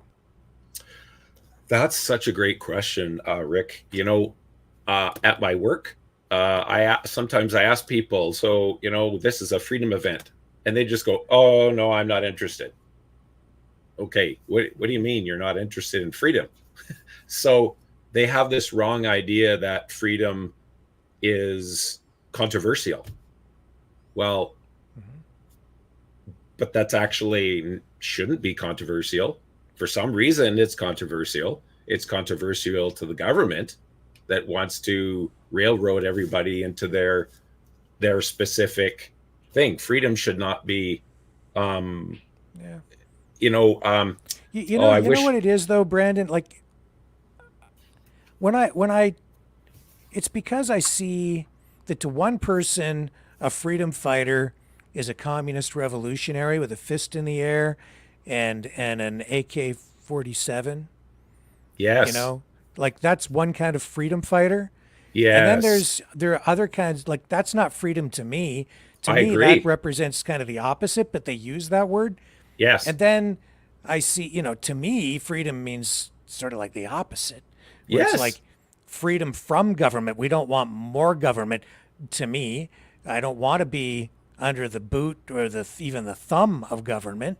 I don't mind contributing to my community and society, and I don't mind paying my taxes as long as we're getting value for our money and they're providing services. It's a different way of looking at things. But that word freedom, it seems like this is why I think it's controversial, because everybody, regardless of political stripe, seems to use it. And right now, I think you have, even in the populist political movement, such a mix of people that the word means something different to all of them, but they all sit around in a circle at meetings all together with only maybe one or two things really binding them and providing political cohesiveness. And yet at the core of it all, the word freedom, they're all using the word and they think they're talking to each other, and they're not. It's like, yes, you know what I'm saying? So yes, you're understanding it. Give me your views on that. Well, I'm so glad you brought that up, Rick. And actually, literally right now in real time, I'm going to do some very deep thinking and how to actually maybe change my message a little bit. You made a comment about how in Vietnam, when you were interviewing Jack, you made a comment about how the North Vietnamese were using propaganda for their own purposes. So with your Che Guevara example, that was what you were referring to with the T-shirt. That is something that we're up against. And so definitely as a result of your wisdom there, I'm definitely going to be thinking very hard and strategizing what that, because definitely freedom, for example, when you and I say social justice, we mean we live in a fair community of people around us. Mm-hmm. And when someone is mistreated, we make sure that the court brings fairness and justice to resolve this injustice that's happened to a person. The rule of law prevails, that the community remains safe, that it serves the public interest. Yes. The accused is entitled to gain to due process, and we have a fair procedure and a defense.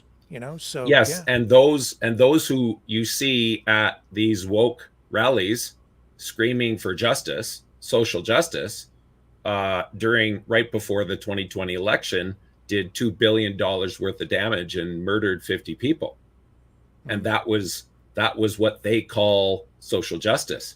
You're referring more at what happened in the U.S. than up here. Yes, obviously. Yes. There's been not a huge amount of statues being torn down in Canada, but there has been a few. Quite a few, really. Yeah, yes, quite a lot, including Sir John A. The police just stand there and do nothing. Yeah. Right. So they have been very effective at the words. I actually tore a strip off the Western Standard a while ago, and they said, "Oh well, we're just reporting the news, Brandon." And I said to them, "Well, that's what you said to me last time. Well, this time around, when the Prime Minister says on International Women's Day of all days, he says trans women are women." And so that was the headline the Western Standard had. Prime Minister says trans women are women. And so I lost it. So I just wrote them a letter and said, communism has captured the language. And so you need to push back against that, and instead not say, "Oh, well, we're just reporting what he said." Instead, what your headline should say is, "A prime minister claims scientific impossibility that men can be women." And honestly, I thought it was going to get shredded. But to their credit, they printed it, and you can actually go on YouTube and watch it. They made it into a commercial, if you can believe it. So that was very positive. So, the Bible says to be wise. Well, they're more open to what you have to say because they are a conservative news outlet, I would say. So yes, but I was success there. Yes, but I was also kicking him in the shin from the perspective of your headlines are no good. Your headlines. Good luck selling that to the Toronto Star. Oh, right. And so we will be the left, the far left, the radical left, the communist left takes advantage of the fact that we're kind and that we assume the best. And so we have to get a lot more wise about what words we use, and we cannot use their words, because to the extent that we use their language is to the very extent that they win the message and the propaganda battle. And if you've seen me on here before, you're probably waiting, counting down the seconds until I show this book on the screen.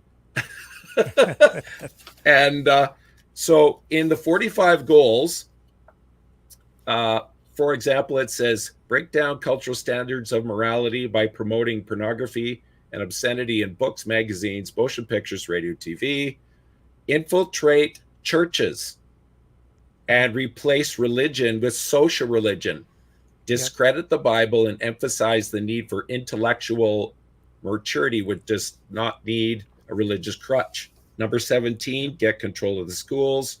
Number 18, gain control of all student newspapers. So this was written by an FBI agent 60 years ago. So for those outlining how the communists are trying to basically infiltrate and destabilize our society. And they've been extremely effective. If you look at the list of 45 goals, they've kind of achieved 40 of them, or pivoted. If they weren't achieving it outright, they figured out a way to. So their goal was to abolish the FBI, but when they saw that wasn't going to work, they just infiltrated the FBI. So you see the FBI persecuting all kinds of people that are just talking. So, I mean, what's his name? Stone, Roger Stone, 20 federal agents. Yeah. So, and what was his crime, right? Being against the Democratic Party? Like, you need 20 federal agents with automatic weapons? Like, I think that's a little over the top. They did the same thing with a pro-life father as well. So, and I actually have to give props to Forbes News right now. Yeah. Forbes News has been some of the best actual legit giving actual clips of what's happening when top U.S. officials are interviewing government officials. I'm actually very surprised. It's very, very honest. It's yeah, I'll have to find some of those and send them to you, Rick, because I think you'll be very impressed with some of the reporting. Oh, I look at Forbes quite a bit, actually. Mm-hmm. Yeah, I look at it as much as I can from across the whole spectrum. I look at everything.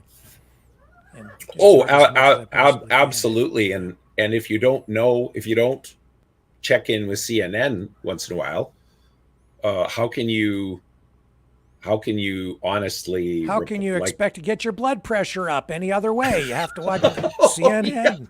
Okay. Yeah. Oh boy, that's very true, my friend. Justify the cost of my blood pressure medication. That is very true. I wrote something down here. Shoot. Oh, maybe I already talked about it. But yeah, Jack was such an incredible guest there. Rick, and I'm definitely going to be emailing him right away. Who knows? Maybe we could get, does he live out the Ontario way or? No, he's an American. Obviously, he was in the U.S. military. Went to Vietnam, right. Yes. Yeah, Army Security Agency. And yeah, actually, you know what? You talking about FBI, Soviet Union, communism. Yes. I want to run. Something that came to mind. I'm going to find this clip. Are you familiar with Rick Wilson? I know the name, but was he one American? Of the former? Oh, I'm thinking of the Rick Wilson. Are you familiar with probably the Canadian? Project? The Canadian. Oh wow, yeah, they're like way out there. Way out there. Okay, I want to run a clip from Rick Wilson at the Lincoln Project, okay? And then I'm just going to get you to comment on it. Just get your thought on it. Let me see if I can find it. I wasn't planning on doing this, but this sounds like fun. I watch all kinds of stuff, and I know we have a lot of pro-Trump people in the family and in the audience tonight. I always like to look at things that challenge our views. So here's a totally different perspective. This is I'll get you to comment after. This is Rick Wilson of the Lincoln Project. And good luck. Hey folks, it's Rick. This week's elephant in the room are Putin's American simps.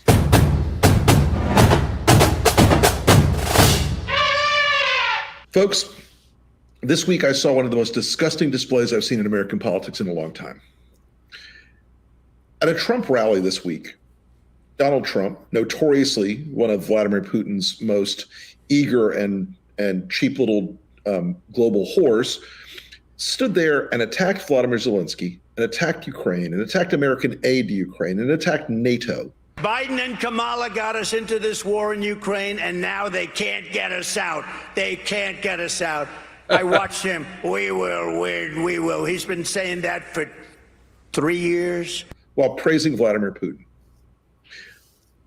In that audience, when Vladimir Putin's name was mentioned, there's applause. And in that audience, when Vladimir Zelensky and Ukraine were mentioned, there were boos. Every time Zelensky comes to the United States, he walks away with $100 billion. I think he's the greatest salesman on earth. But we're stuck in that war unless I'm president. I'll get it done. I'll get it negotiated. I'll get out. We got to get out. When American aid to Ukraine was mentioned, there were boos. When the fight against Putin was mentioned, there were boos. What was the Republican Party once had a very proud element. And I was proud as a young man to play a tiny part in the end of the Cold War. And that end of the Cold War was something the world could be proud of.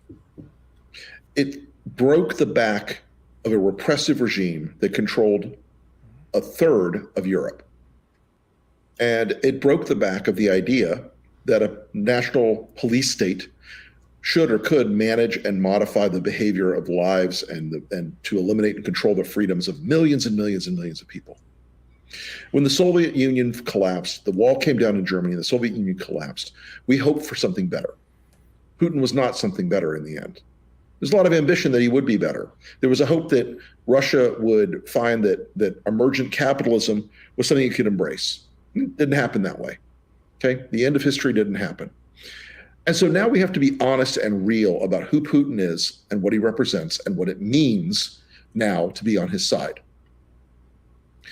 Donald Trump, the Republican Party, and Mike Johnson, and many, many other people in the Republican Party, particularly in the House, but he has some allies in the Senate, are now pro-Putin.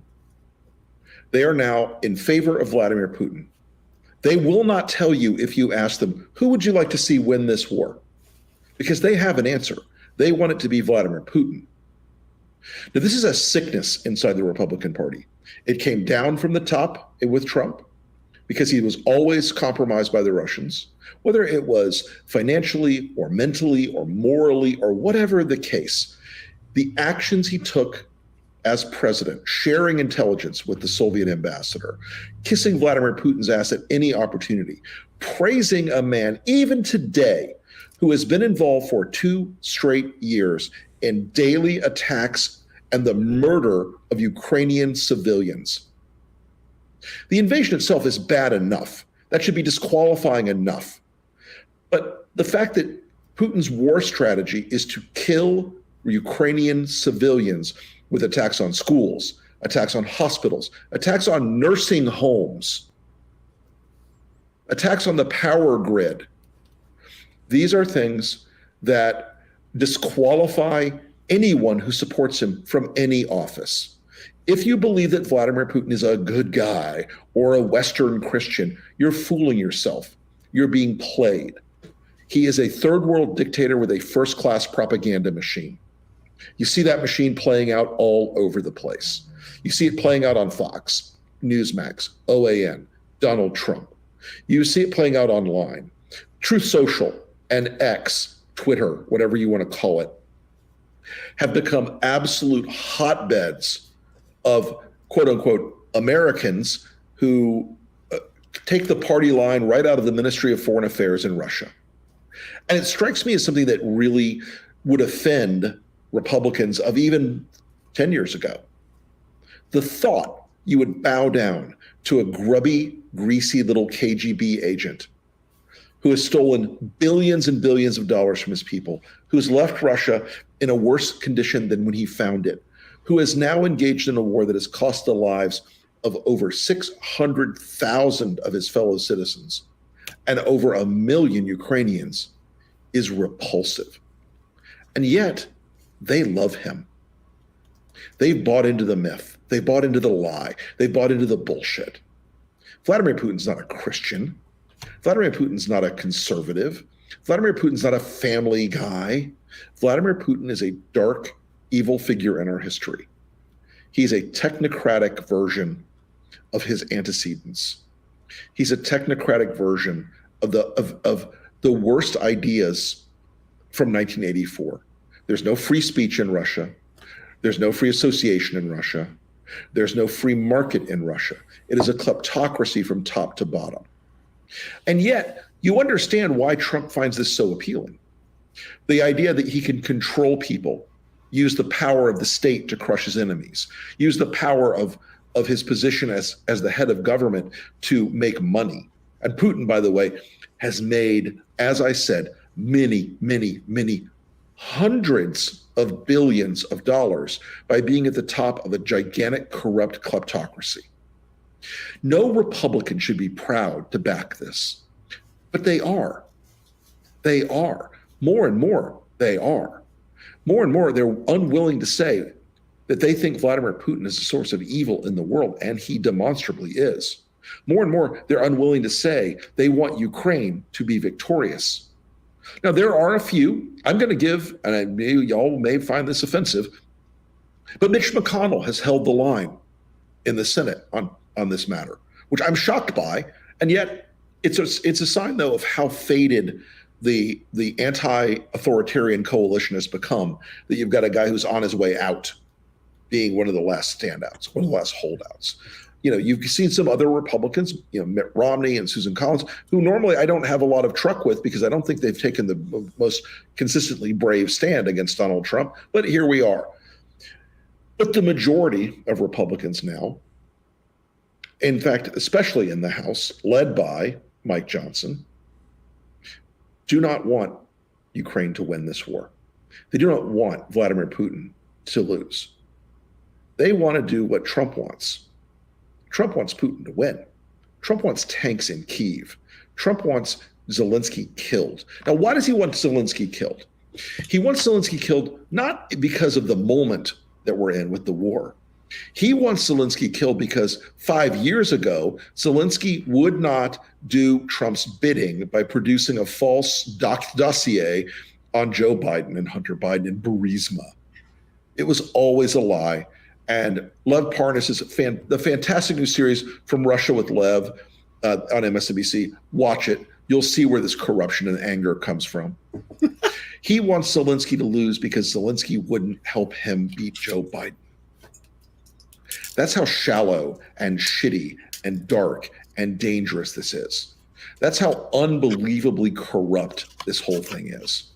If you are a Republican right now, and you say you believe in a strong foreign policy in this country, you must absolutely be against Vladimir Putin. He is part of a coalition that includes Iran, your big enemy, right? Y'all freak out about Iran every day, and China. Again, the CCP. Oh my God, the CCP. And North Korea. If this isn't an axis of evil, it's at least an axis of assholes. And these people are forces in the world that are unilaterally and universally, rather, opposed to American influence in the universe. They don't want us in Europe. They don't want us in Asia. They want us to do what Trump wants, which is to hide behind tariffs and isolationism and weakness and capitulation to evil. Russia does not deserve to be a regional power. They are corrupt. They are dangerous. They want NATO to fail. They want to be able to take NATO without firing a shot. Donald Trump wants that too. China wants the U.S. castrated in the Pacific. And if I may quote the great Les Grossman from Tropic Thunder, the Pacific is our area too. This is a guy in Trump who is a weak person on foreign policy and national defense. And he's embraced evil in the form of Putin. The Republican Party is following him down that path. And if you follow him down that path, we will see millions more dead. We will see millions dead in Ukraine. We will see millions dead in Poland. We will see the Baltics fall back into the grip of the old Soviet empire. Because that's what Putin's trying to reassemble, is the Soviet Union. Why on earth would anyone of good faith and good conscience in the Republican Party who claims that they believe in a strong national defense and American interests abroad, why would you cede power to evil? Why would you hand Putin a victory in Ukraine? You do it because you're following Donald Trump's lead. You do it because Trump told you to do it. It's repulsive. It is a real question mark here about the future of foreign policy in this country, that the Republicans have ceded the ground. Kamala Harris will be a stronger international leader to protect the interests of America than Donald Trump. That is an indisputable fact. That is an undeniable fact. Trump's bullshit that, oh, we're in the war in Ukraine, I negotiated on day one. It's a lie. It's like any one of 1,000 transparent lies that Trump has told over and over and over again to an audience of rubes and suckers and mooks and skells and morons and mouth breeders. These people, mouth breeders, it could be either. These people believe this bullshit. I think that people are just ridiculous that they think that Putin's such this enemy. He isn't doing anything. He just wants back what was his. But he invaded. He invaded. What was his? He invaded Ukraine, That's fine. killing thousands of people. That's fine. That's fine with me. Because they're not smart enough to understand the consequences. I don't think Putin's a problem. I think Zelensky's the problem. Why do you think Putin's not the problem? He's the one that invaded Ukraine and has killed thousands of people. Because Putin is trying to save his country from the likes of idiots like Zelensky and the elitists. If you believe there's a good outcome by letting Donald Trump hand over the keys to Europe to Vladimir Putin and Iran and China and North Korea, because that's what you're doing. There's an axis out there. And that axis of these countries, again, call it an axis of evil or an axis of assholes, I don't care. But they are an axis now. They are opposed to freedom. They are opposed to democratic systems. They are opposed to free speech. They're opposed to religious liberty. Iran being the one area of this coalition that wants a particular religious form of autocracy, but they are certainly willing to be a part of this alliance to weaken America. And if you're a part of this alliance to weaken America, you'll do whatever you can. They're providing with Russia with thousands and thousands of drones being used to target civilians. And yet somehow the ever so robust, oh, we hate Iran, Republicans now, they don't say a word about that. The Chinese are providing billions of dollars of aid to Russia in the form of weapons and armament. They're also buying Russia's gas and oil, which Europe has weaned itself off of now, especially due to the sanctions. North Korea selling Russia millions of dollars a day of artillery shells and artillery pieces and vehicles, also providing combat forces apparently into Ukraine. So if you're a Republican who claims you're for a strong national defense, and if you claim that China and Iran and North Korea are our enemies, and they're providing Russia with the wherewithal to wage a war in Ukraine, how are you not a part of that? How is Trump not a part of that? Because Trump is a part of that. This is on Donald Trump's head. This is what he's doing. This is the number one factor why foreign policy conservatives in this country, or anyone who cares about America, has to look at this election and say, we're not on Putin's side. We're not with this. We're not going to be a part of this. And yet the audience at Trump's rallies applauds it over and over. The Republican Party in elected positions applauds it over and over. The MAGA media infrastructure, from Fox News down to Putin's cheerleaders who are paid for by the Russian RT network, the Russian propaganda network, Benny Johnson and Tim Pool and Lawrence Southern and Dave Rubin, all those people, and Jack Posobiec and all these other people who are Putin cheerleaders in this country. You know what those first four didn't do? They didn't give the money back that Putin paid them. They didn't give the $10 million that Putin paid them back. They kept it. And you know what? They're still, to this minute, shoveling out pro-Russian, anti-Ukraine, anti-NATO, anti-American propaganda to help Trump and Putin. So the enemy in the room this week, folks, the elephant in the room is the enemy in the room. The elephant in the room this week are these Putin sympathizers. You should look at them as what they are. traitors to America, and people who should never be within 1,000 miles of an elected office, most particularly the presidency, ever again. Wow. It's going to get spicy, Rick. Do I have as much time as he has to respond? Floor is yours, man. Okay. Oh, wow. I don't understand. Okay, I'm excited. Okay. So for those of you who don't know anything about the Lincoln Project, here's an article right here. Right there. Oh, I'm supposed to put it up there. Yes. 21 men accused Lincoln Project co-founder of online harassment. It goes on to say, John Weaver, this is the New York Times. Where the New York Times? New York Times, yes. John Weaver, longtime GOP operative who advised John McCain, never a Rhino Republican, made sexual overtones to young men, sometimes offering to get them work in politics. So these guys are the most unbelievable. So the whole. Okay, let me go back. So full disclosure. Okay, I have this hat, Maple Mega. Yeah. I have the Trump bobblehead. So that being said, Trump absolutely crapped the bed when it came to the poison death shot. I've written extensively on this, and I can explain to people that he was lied to. There was the powers that be corralled things to present a narrative to him to get him to do what they wanted.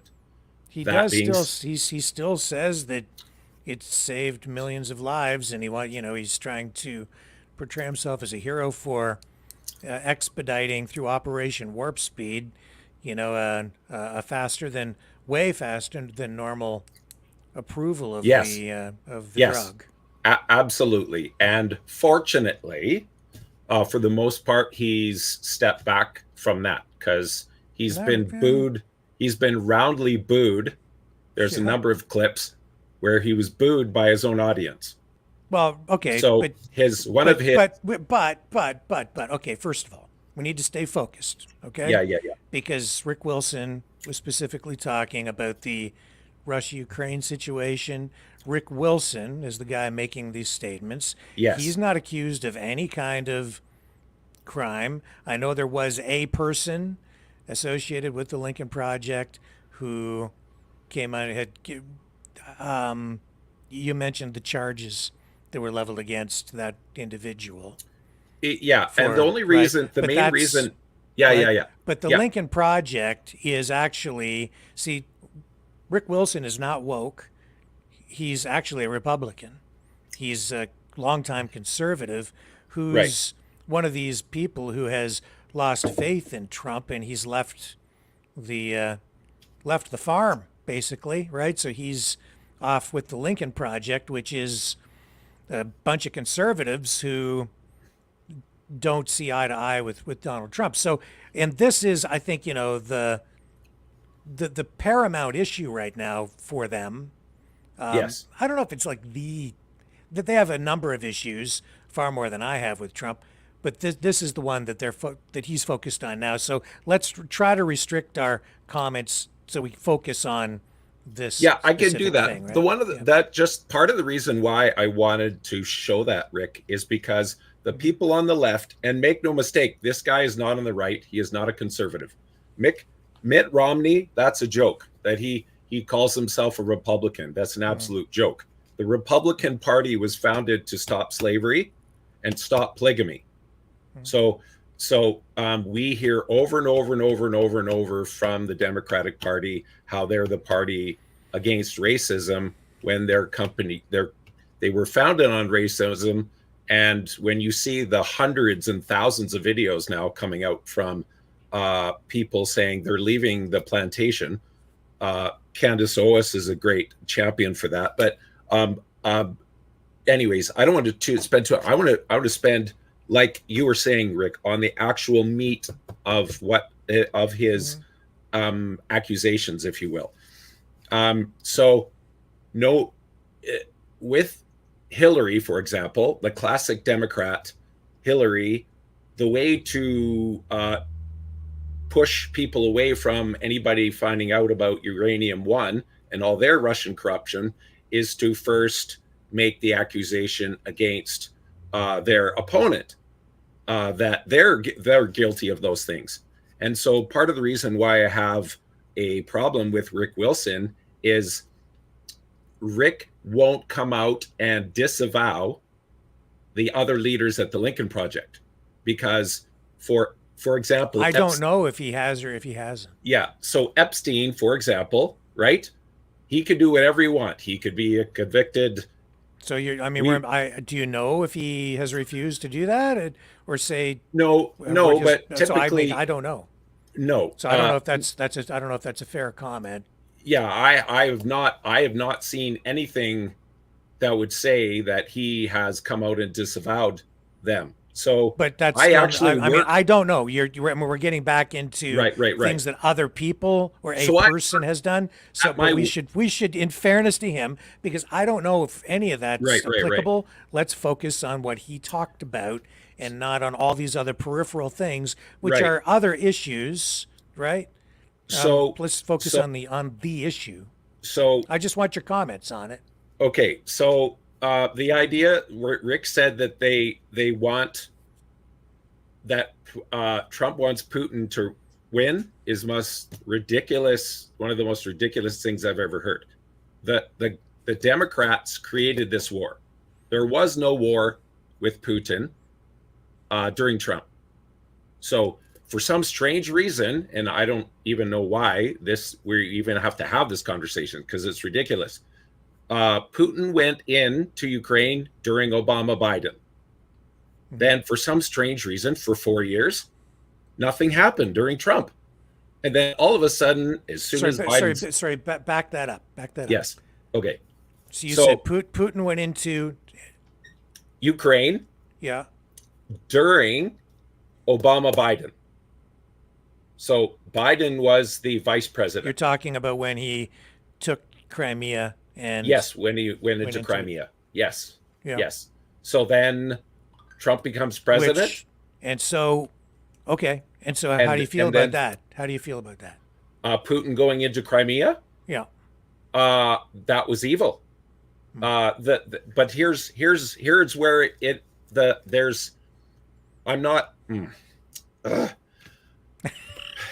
It's okay. So NATO, we have time, so good. It's fine. NATO, this is what most people do not understand. You have to put yourself in the mind of a former KGB agent, Putin, leader of Russia, who has an agreement with NATO. They have an agreement that they signed that NATO will not expand. Not true. It's not true. So I've read it. Yeah, I know, but you're first of all, it's not true because this is the story that, and there's a grain of truth to it. There was a comment made apparently by Reagan after the fall of the Berlin Wall, where he told Gorbachev that NATO would not expand further east. That's why he said to Gorbachev, Mr. Gorbachev, tear down this wall, and we got the end of the Soviet Union. It fell, the Berlin Wall came down, and that's as far as that went. Mm-hmm. And there was never any formal agreement.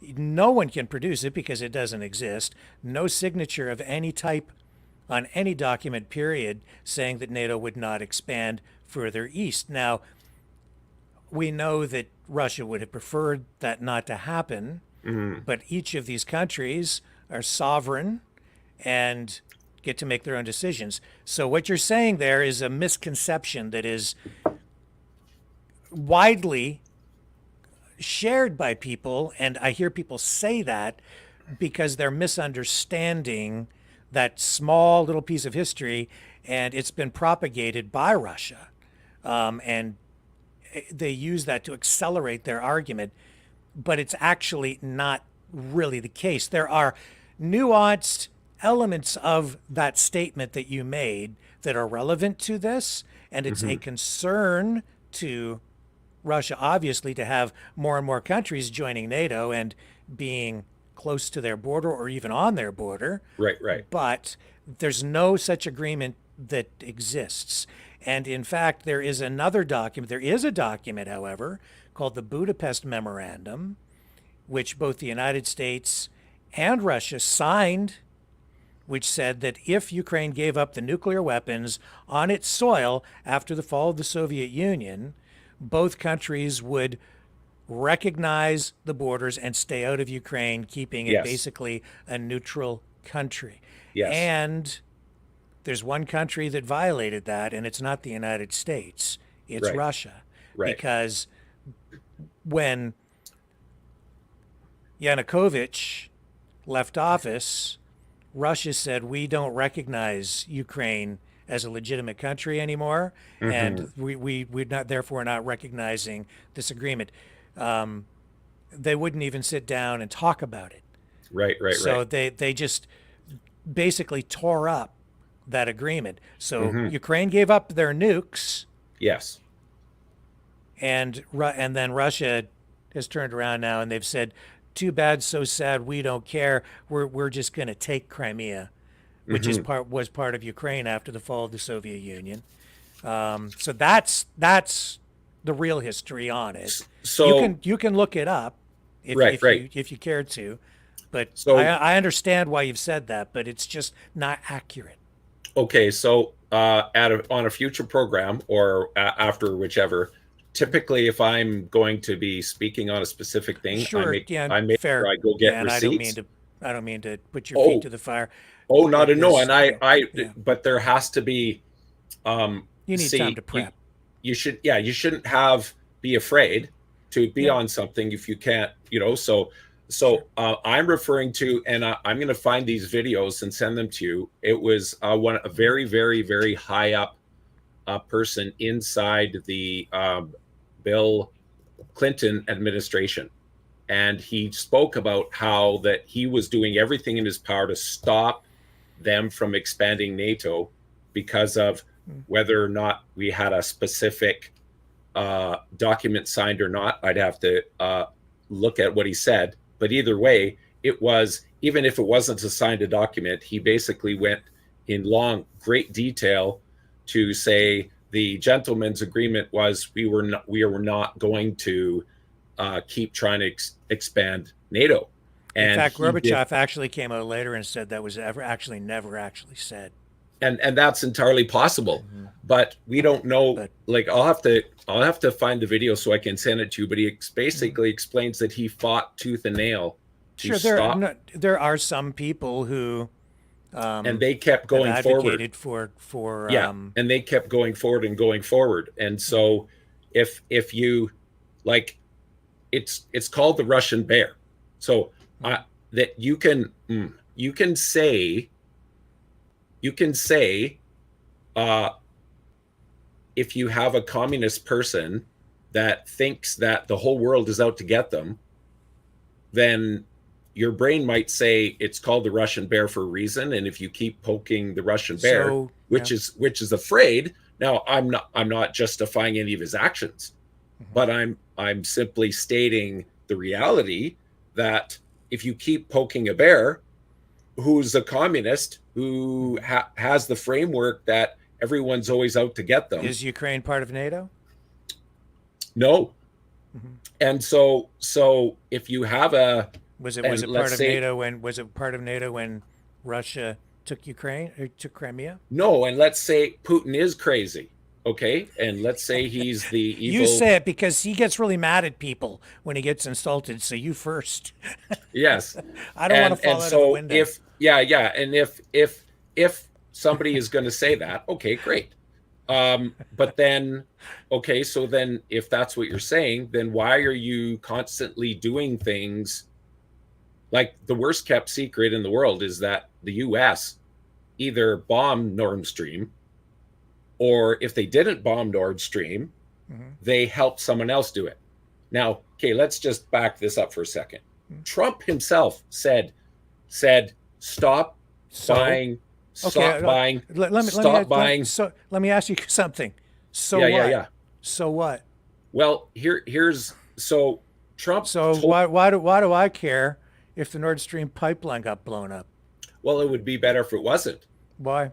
I mean, actually, let me go backwards. It would have been better if it never happened at all. Why? Like the Nord Stream pipeline shouldn't even exist. Mm. So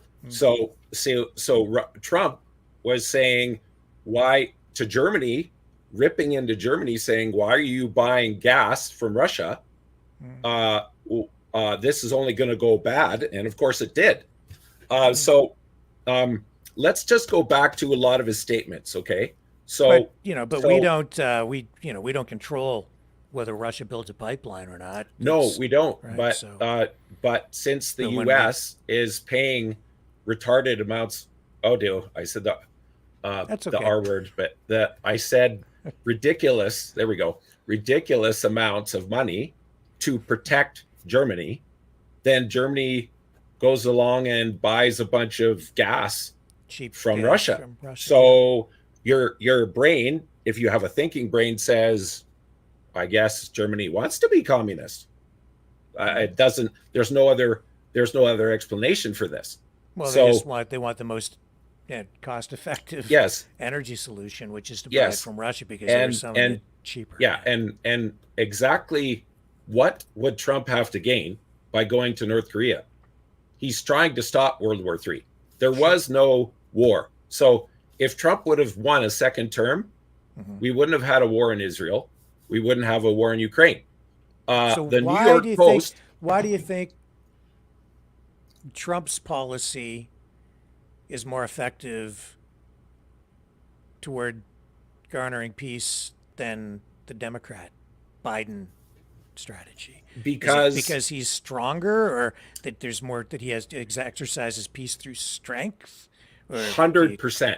Okay. And I'll take it one step further. The New York Post reported that in private dinners with Putin and Xi, the president of China, he told them both, if you go into Taiwan or if you go into Ukraine, I'll hit Moscow. They reported that. Now, fake things happen in the news all the time. And I wasn't there during that conversation. So I don't know if that was a real conversation. I don't know if that actually took place. I don't know. So we can't always just, well, it was in the news. That's what really happened. Right. Yeah. But let's look at real world results. There was no, Putin did not go into Ukraine during Trump. So it's exactly what you just said, Rick. It is peace through strength. And he did give the Ukrainians Javelin missiles. Yes. When the Obama administration did not. Yeah. So so it's amazing that I am going to respond to Rick Wilson, to that post. I think if that's post on X, he's in for. That was actually that was on YouTube, but he has a website and. Okay. I he's going to get a wake up call, because the number of lies that he told during that thing is just they just over, like he's saying. So this $10 million supposedly paid to influencers. None of those influencers that he mentioned got any money. That's Democrat disinformation. It's actually, just like the same disinformation. They did actually get the money. It's that they didn't knowingly take, like, some of those like they had contracts, right, where their content was used on Tenet Media, and so they were paid so that their content could be used. But they didn't necessarily know where the money was coming from. So that's kind of what was going on there, and that's a real thing. I mean, I see people running defense on that because they've got themselves a little bit of a problem there over there, but it's a real thing. Yeah, I with this whole type of okay, so first, what does Trump have to gain? Nothing. So he's a billionaire, right? Whose actually salary went down.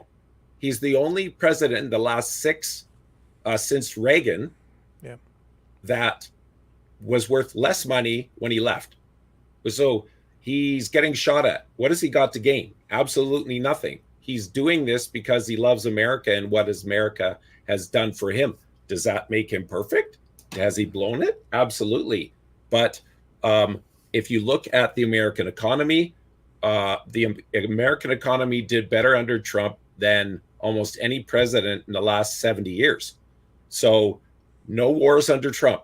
So the Democrats just keep, and Rick Wilson, make no mistake, he is no Democrat.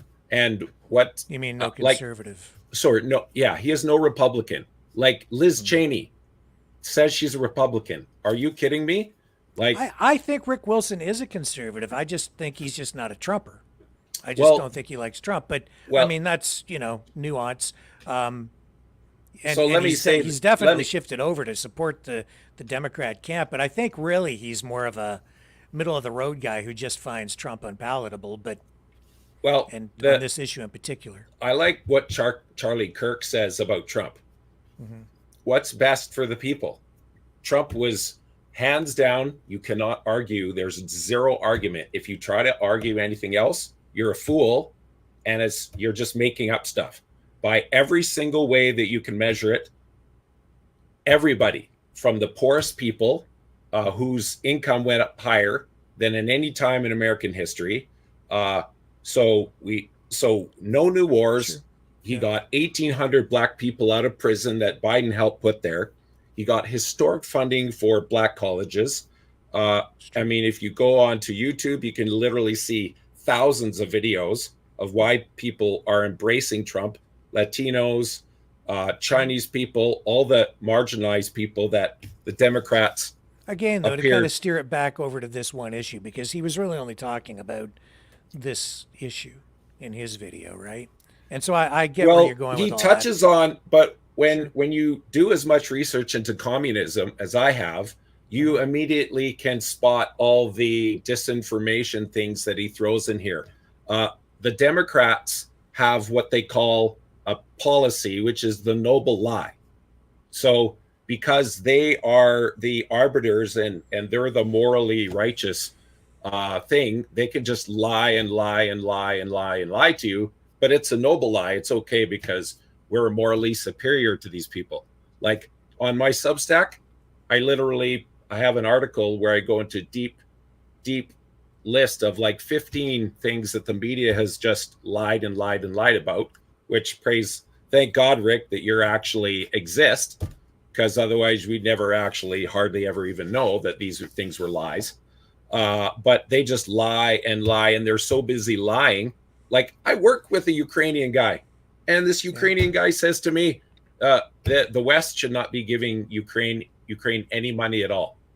But, so the Democrats are happy that there's a war in Ukraine.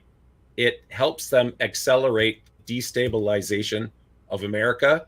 It helps them enrich the global elites that want the reason why the hate on America is America. But you just said, but wait a minute, wait.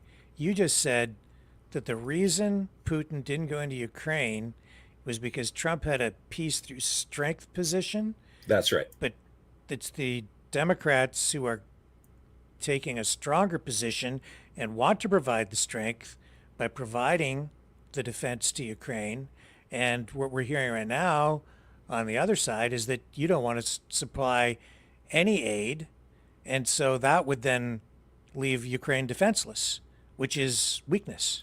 So the Democrats, I'm having some trouble. So I don't know. I'm just saying, I just mentioned that there's a Ukrainian guy at my work that said Ukraine shouldn't get any money. Now that's from Ukrainian. I thought that was very interesting. I need to get his number because maybe you can have him on the show and explain why he said that from his perspective. But the Democrats are always disingenuous. They're not. If they didn't, there's many other things that they could do. First of all, the reason we have a war in Ukraine in the first place is because of weak democratic leadership. So when Trump became president, nobody remembers this, but we had ISIS rampaging all over the Middle East. Obama's not doing a dang thing about it. And Trump becomes president. Trump says to the military, go in there and wipe them off the map. So the military did. And so in a matter of months, you had a bunch of women not being raped anymore. You have a bunch of other people that were being enslaved by ISIS, completely free to go back to live their life normally. So no wars during Trump. So just again, just to go back just a page. Yeah. You talked about the reason we have the war in Ukraine. So what, in your view, is it that started the war? Well, what started the war was poking. And the if Russian I'm putting you on the spot, and No, you don't even have to address this. Oh yeah, no, I loved it. I love this. This is totally not prepped, right? This is just I love this, Rick. And I think that this is where many people get the most value of. Okay, well, just what you don't have something sitting there on a page, Brandon. What do you say to this? What do you say to that? Yeah. But this gives me actually insight into the kind of information that you're absorbing and where you're, it gives me perspective on this book. This is why I highly recommend everybody has got to read this book, because everything that we're dealing with right now is communism. Whether people recognize it or not doesn't mean it's not communism. And so the disinformation, the misinformation, the historical precedents, all these different things. There's so many things that the United States, that Obama did to weaken the United States. They want a one world order. They want a one world government. And the only way they can do that is to take the United States off the map, out of the game. The United States is the only thing that kept Canada free. If the US wasn't in Alaska, they would have taken Canada as well. So you have to understand, think inside, be able to understand the mind of communism. The communists ran a communist candidate for president in the United States from 1919 all the way to 1945. And then they quit just randomly for some reason. Well, why did they quit? Because when Franklin Roosevelt made a treaty with Stalin, the communists knew, okay, no, we already have the Democrats in our pocket. We just have to finish infiltrating the party. So Patton, if you've read the book by Bill O'Reilly, he details, how, well, let me ask you this, Rick. Do you think you're trying to work your way to the quote? Yeah. Do you think JFK, let me ask you this question. We were fighting the wrong enemy. Yeah. Do you know, what do you think? Do you think JFK was assassinated? Do I think you? Oh yeah. Boy. You want? We're not going to go down this rabbit hole. No, but I'm just wondering. Okay, let me ask you. I think he was assassinated? Yes. Like, do you think JFK actually was assassinated by the CIA, or do you think it was just some random guy that? I don't want to get into this. Okay. So let me ask you a different question. Here we go. This is an entry point to the whole thing. Right. Let me ask you it a different way. Okay, with all the information that we have out there. How did we go from Rick Wilson's thing to the JFK assassination? Well, I'll tell you, because in Bill O'Reilly's book, okay, let me ask this. Okay, there's enough information out there that could lead us to believe that maybe JFK Brandon. It doesn't. You know what? The reason I'm asking. No. Let me stop you for a moment. Oh yeah. I'm so tired of people talking about it because you don't know. I don't know. My next door neighbor doesn't know. Somewhere. Nobody freaking knows. Yeah. I'm going somewhere with this. Where I'm going with this is Patton in Bill O'Reilly's book. You know who else doesn't know? Tucker Carlson doesn't know. No, he tells people he knows. He doesn't know. Yes. He's so full of it. But anyway, yes, there's a number of people that give a lot of historical evidence that lead us to believe that Patton didn't die, but he was actually that he was killed. So Patton was gotta very be dead by now because he'd be real old. But anyway, sorry. Yes, but so why that matters is Patton was very, very, very against making a treaty with Russia, and so that treaty with Russia set the stage for the communists to infiltrate the Democratic Party and to continually do things to help communism spread and actually destabilize and destroy America. And so when you read this book, The Naked Communist, written by the FBI in 1963, you read that book. Oh, it's because it's all there and it's all historically documented. And when you read the list of the 45 goals, like, oh, they've achieved this, and this. So you have to be able to be inside the mind of a communist to understand and explain why communists do what they do. And so no question, Putin is a very, very, very bad man. No arguments there. And no defense of Putin, not at all. However, so the Democrats could have done so many things to stop him, but they don't want to stop him. They are destabilized. Ukraine has so much food. Okay, so you destabilize global food supplies. And so like Democrats always do, they create the problem. And then they say, oh, well, we just need to put in this draconian new law. Like they push drugs. You're losing me here. Okay, I'll give you this example. How did the Democrats convince Putin to invade Ukraine, to destabilize the world food supply, to kill everybody? So, well, the World Economic Forum is one of the ways where they work through. So now the WEF is to blame for Vladimir Putin invading Ukraine? They are not to blame. How do I put it this way? Okay, say you've got 6 kids in a sandbox and they're playing out in the yard, and somebody just comes along and puts a hammer in the sandbox. Yeah. So you could make, if all of you teachers stood in the window and started making bets before one kid picks up the hammer and hits one of the other kids.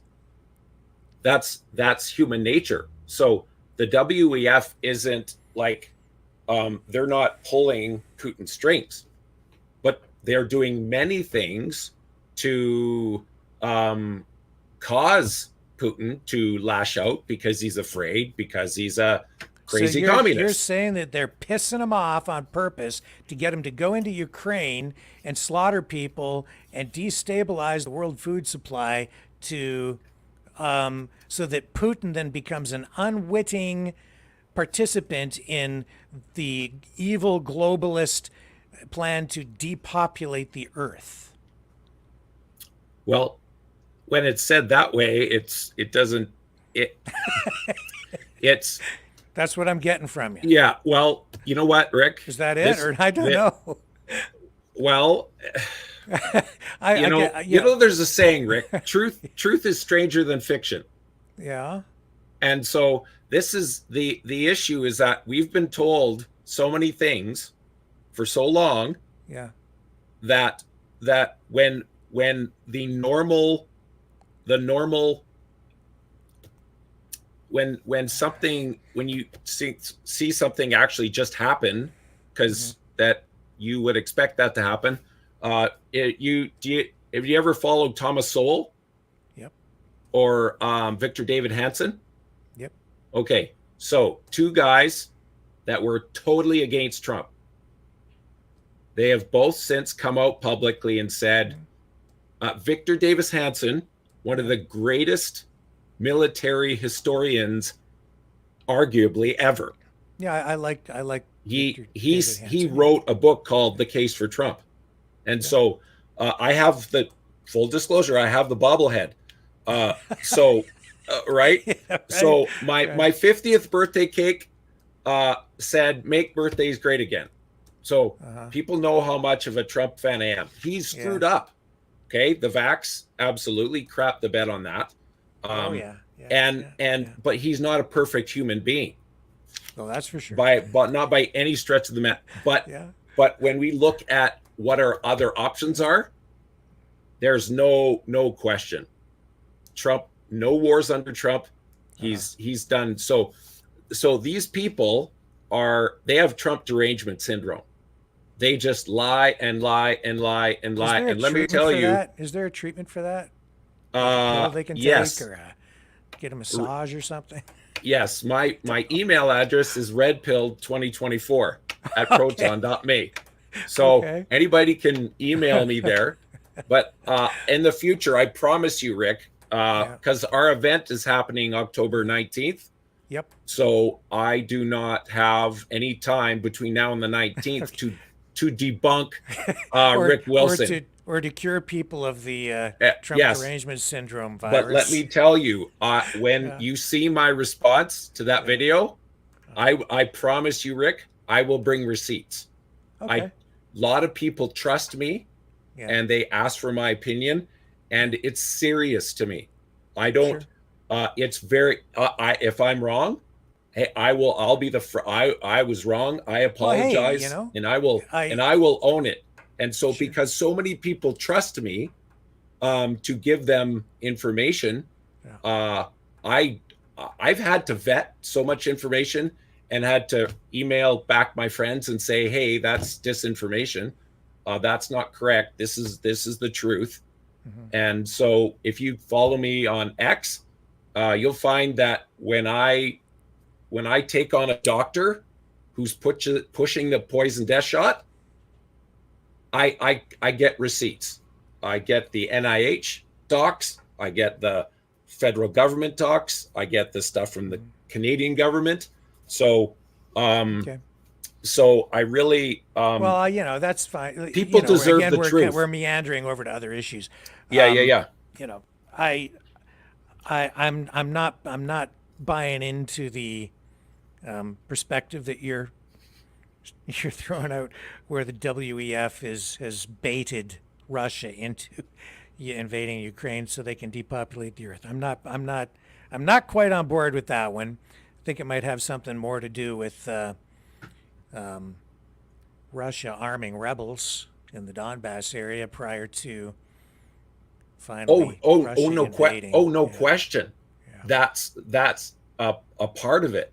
That's a part of it. But the Democrats, what they always do is, and you can see this time and time again,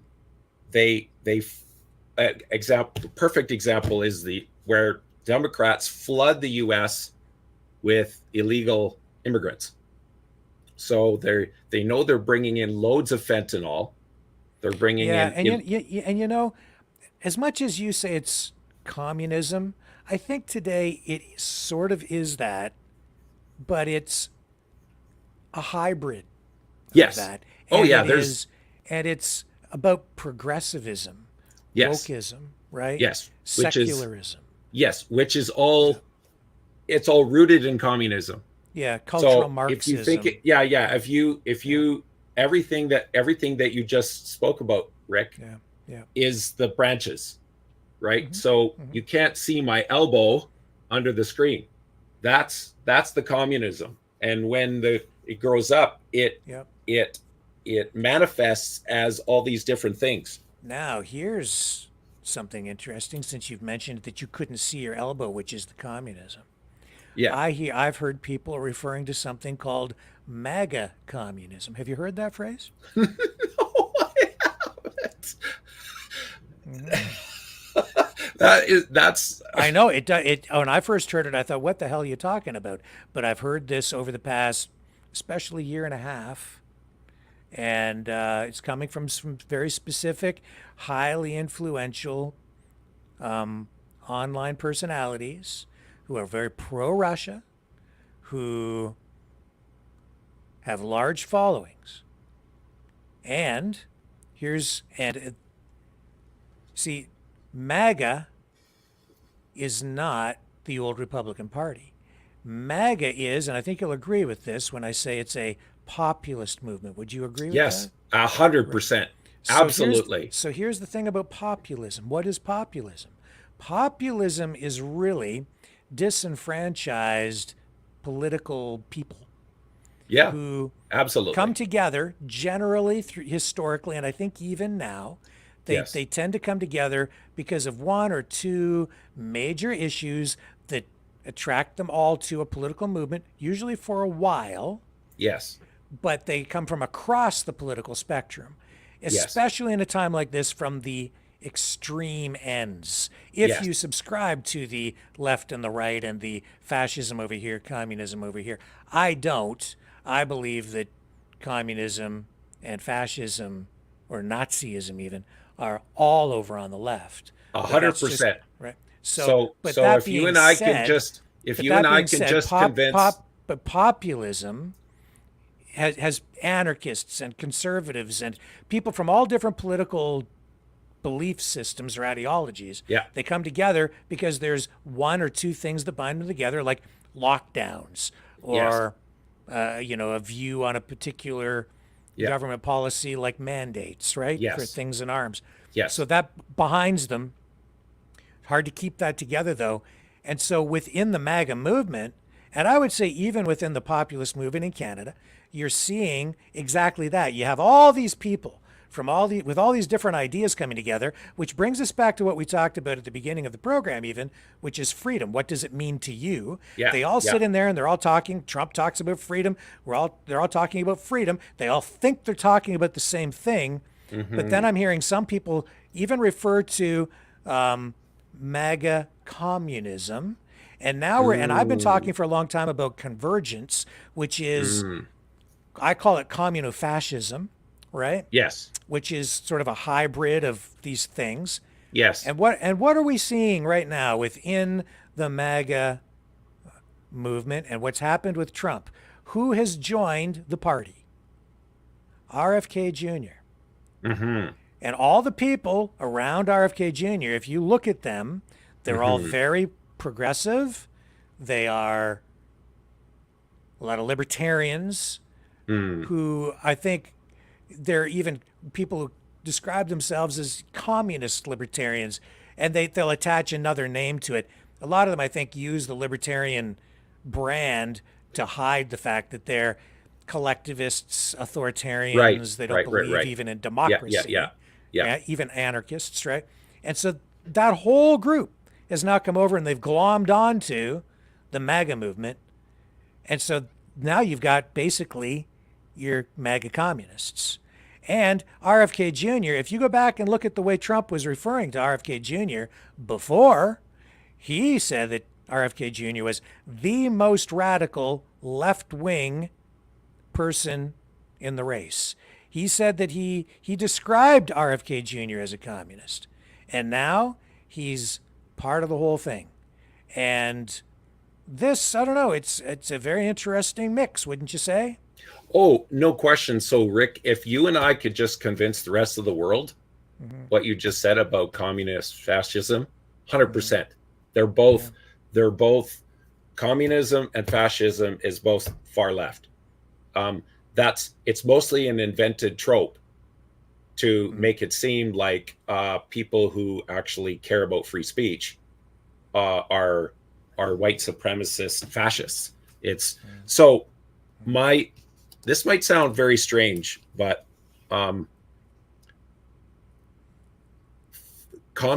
MAGA communism to me sounds like a phrase that I've created, which is I've been telling people the only thing that's more dangerous than communism is Bible communism. And they're like, well, what do you mean by Bible communism, Brandon? Well, what I mean by Bible communism is you cherry pick verses out of the Bible to justify communism, which is the most evil, wicked. Isn't Bible's that very interesting that you say that? It's very dangerous. Yeah. Jesus, like the minimum wage. It's like, okay, Brandon, how do we go from RFK to, no, okay, I'm not going to go down that route. Hopefully sometime we can talk about the minimum wage and how this factors in here. But and just to reinforce what you just said, we've had people on this program who are self-described communists, like real communists, on this program, who have described themselves as Christian communists, and employ exactly the techniques that you've been speaking about. They're also 100% pro-Russia, anti-Ukraine, all of these things, and they fall right in line with exactly what you're talking about. And they are RFK Jr. supporters. They have been in his camp, and now they're part of the MAGA movement. Isn't that interesting? And, well, there's an ancient saying, and I have the book Art of War, but I haven't read the whole thing. I don't know if this quote is from there, but keep your friends close and your enemies closer. Trump is a billionaire for a reason. He's smart. And Trump, RFK, there's this one video where RFK won't definitively answer whether or not it's okay to have a baby birthed and then kill it after it's born. That is the most horrific evil that we could possibly imagine. And he wouldn't come out. And so you're like, how on earth but what I believe what Trump sees in RFK is that, like, he sees a voting bloc. That's what he sees. He sees a group of people that he needs their votes to win the election. Maybe, but this is my analysis.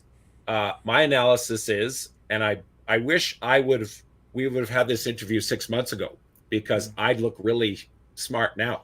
But what I was saying 6 months ago to all my closest friends was that RFK is not a threat to Trump in any way. RFK, there's not a single Trump supporter on the planet that facing the election and have a Trump, RFK, or Biden option would pick RFK. Not a single one of them. So the only person that was going to lose by RFK being in the race was the Democrats. And that is why what we saw was, and I don't know if you've seen that interview from that top advisor to the Biden, or the RFK campaign. And she goes on for like an hour explaining all the lawfare that the Democrats went after RFK to keep him off the ballot, and she went as far as to say she is ashamed that she voted for Biden. Like, that's how bad it was. So the Democrats were terrified of RFK, and that is why they would not give him Secret Service protection, and they fought him tooth and nail to get him off the ballot. And so, fortunately, and see, here's this very interesting. So RFK has been campaigning against the poison death shots for 30 years. So then Trump brings in a person onto his team that has been campaigning against, technically you could say, his Operation Warp Speed for 30 years. So to me, I think that's a clear sign that, and Trump didn't get where he got by being pushed around or just apologizing every time someone got upset, whether or not he's right or wrong. But I believe in miracles. And because I believe in miracles, I believe that if we have a Trump presidency again, there is the possibility we'll see an apology. Don't hold your breath. But I when he said when he talked about You're not getting gonna shot. apologize for nothing. Well, and maybe not, but I believe in miracles. Have you seen that article? Where that interview with Elon Musk about Trump, and that was when right after Trump got shot, and he said, Elon Musk says, you cannot feign that kind of bravery. You're on the stage and you just got shot, and he stood up out from under all the and he said that was kind of the thing that basically kind of pushed him towards being all in for Trump. And of course, wisely, he said, yeah, Trump does this wrong and that and that and that. Yeah, and that wrong. Absolutely. No question. But as far as the bigger picture, I'm really looking forward to debunking that guy's YouTube Wilson. video. Yeah, yes, because they like it's just they just lie, but it all sounds great. But unless you've spent as much time in communism as I have, you don't recognize all these subtle things that they just slip in here and slip in there and slip in here. They're if anything, the best thing, even if you hate Trump's guts, even if you absolutely hate his guts, you have to give him credit for exposing the swamp. There's what you are seeing now. Has he though? Oh, like, very much. Who is the swamp? Liz Cheney, Mitt Romney. Okay. These people that care.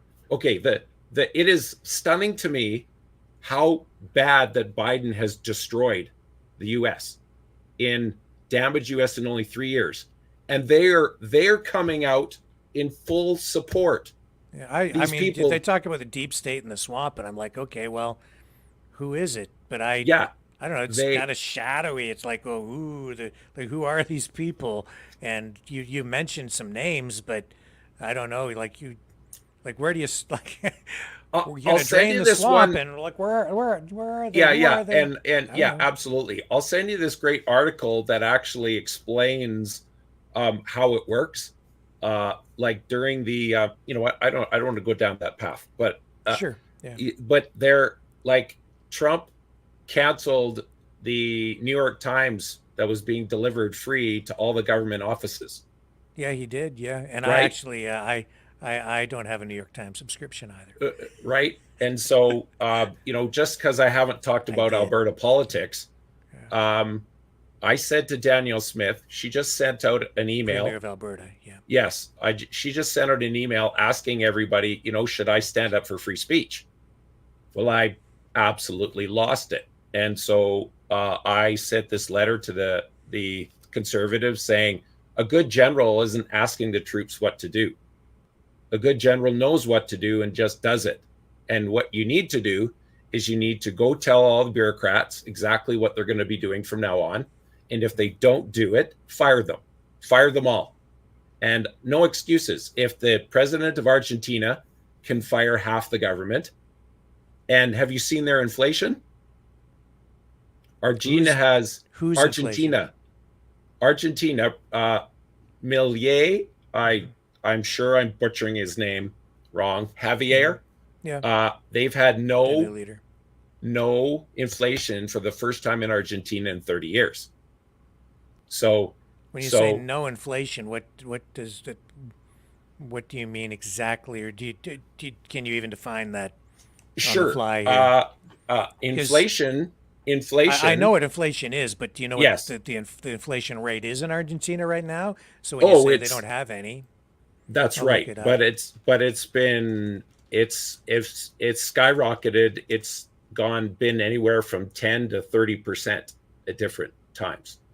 So it's unbelievable that our government can claim and give newspapers say in our country, in Canada, that our inflation is like 4% or it's 5% and 6%, which is absolutely ridiculous. The Bank of Canada the Bank of Canada announced that just the carbon tax alone accounted for 16% of inflation.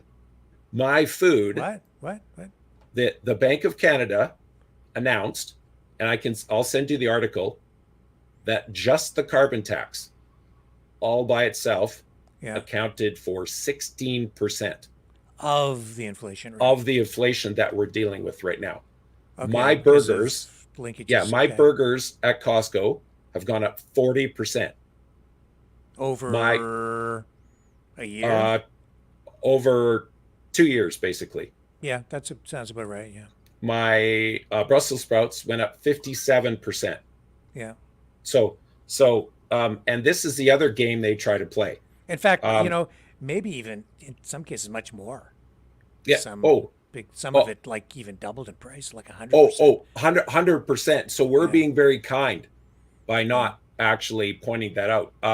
What most people don't know is that inflation, how the government of Canada measures inflation, is just they take this basket of groceries and then check the prices on it and see if they what the percentage is.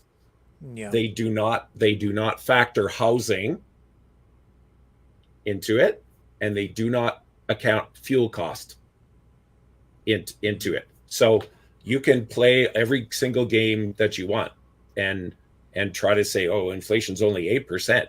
Well, when it doesn't include housing or fuel costs, why bother telling us at all? Because we're just getting destroyed at the bank. We're getting destroyed at the grocery store. We're getting destroyed. Anyways, I could go for another hour on just my frustrations with the Conservative Party, because they are now finally pretending somewhat to be conservative. Well, inflation is coming down. Yes. It has considerably, and most economists generally view inflation through the lens of, if you can get it down to around 2% per annum, an inflation rate of about 2%, that's considered to be, very optimal, manageable, and you can sustain an economy like indefinitely. That's a sustainable economic model with inflation of about 2% per annum. Yes. Or, it's a constant. Yes. You can go a little higher, a little bit lower sometimes. Yes. But in that range, and that's a stable economy. Yes. But during the pandemic, everything went right off the rails. And under Trudeau, everything went off the rails because these socialists just spend their faces off and just tax to pay for it and print money. And $500 billion added to our national debt. Yeah. And actually a good money manager of a country should have zero inflation. We've just put up with 2% inflation for so long that it's just normal to us. We should have zero inflation. I mean, no. You actually need some inflation to maintain liquidity within your currency. You need to have enough currency to always, so that there's liquidity available in the marketplace, right? So you have to have some inflation. So inflation guarantees liquidity. You have to have some, but and then that's offset by corresponding increases in wages, and most importantly, productivity, output, GDP.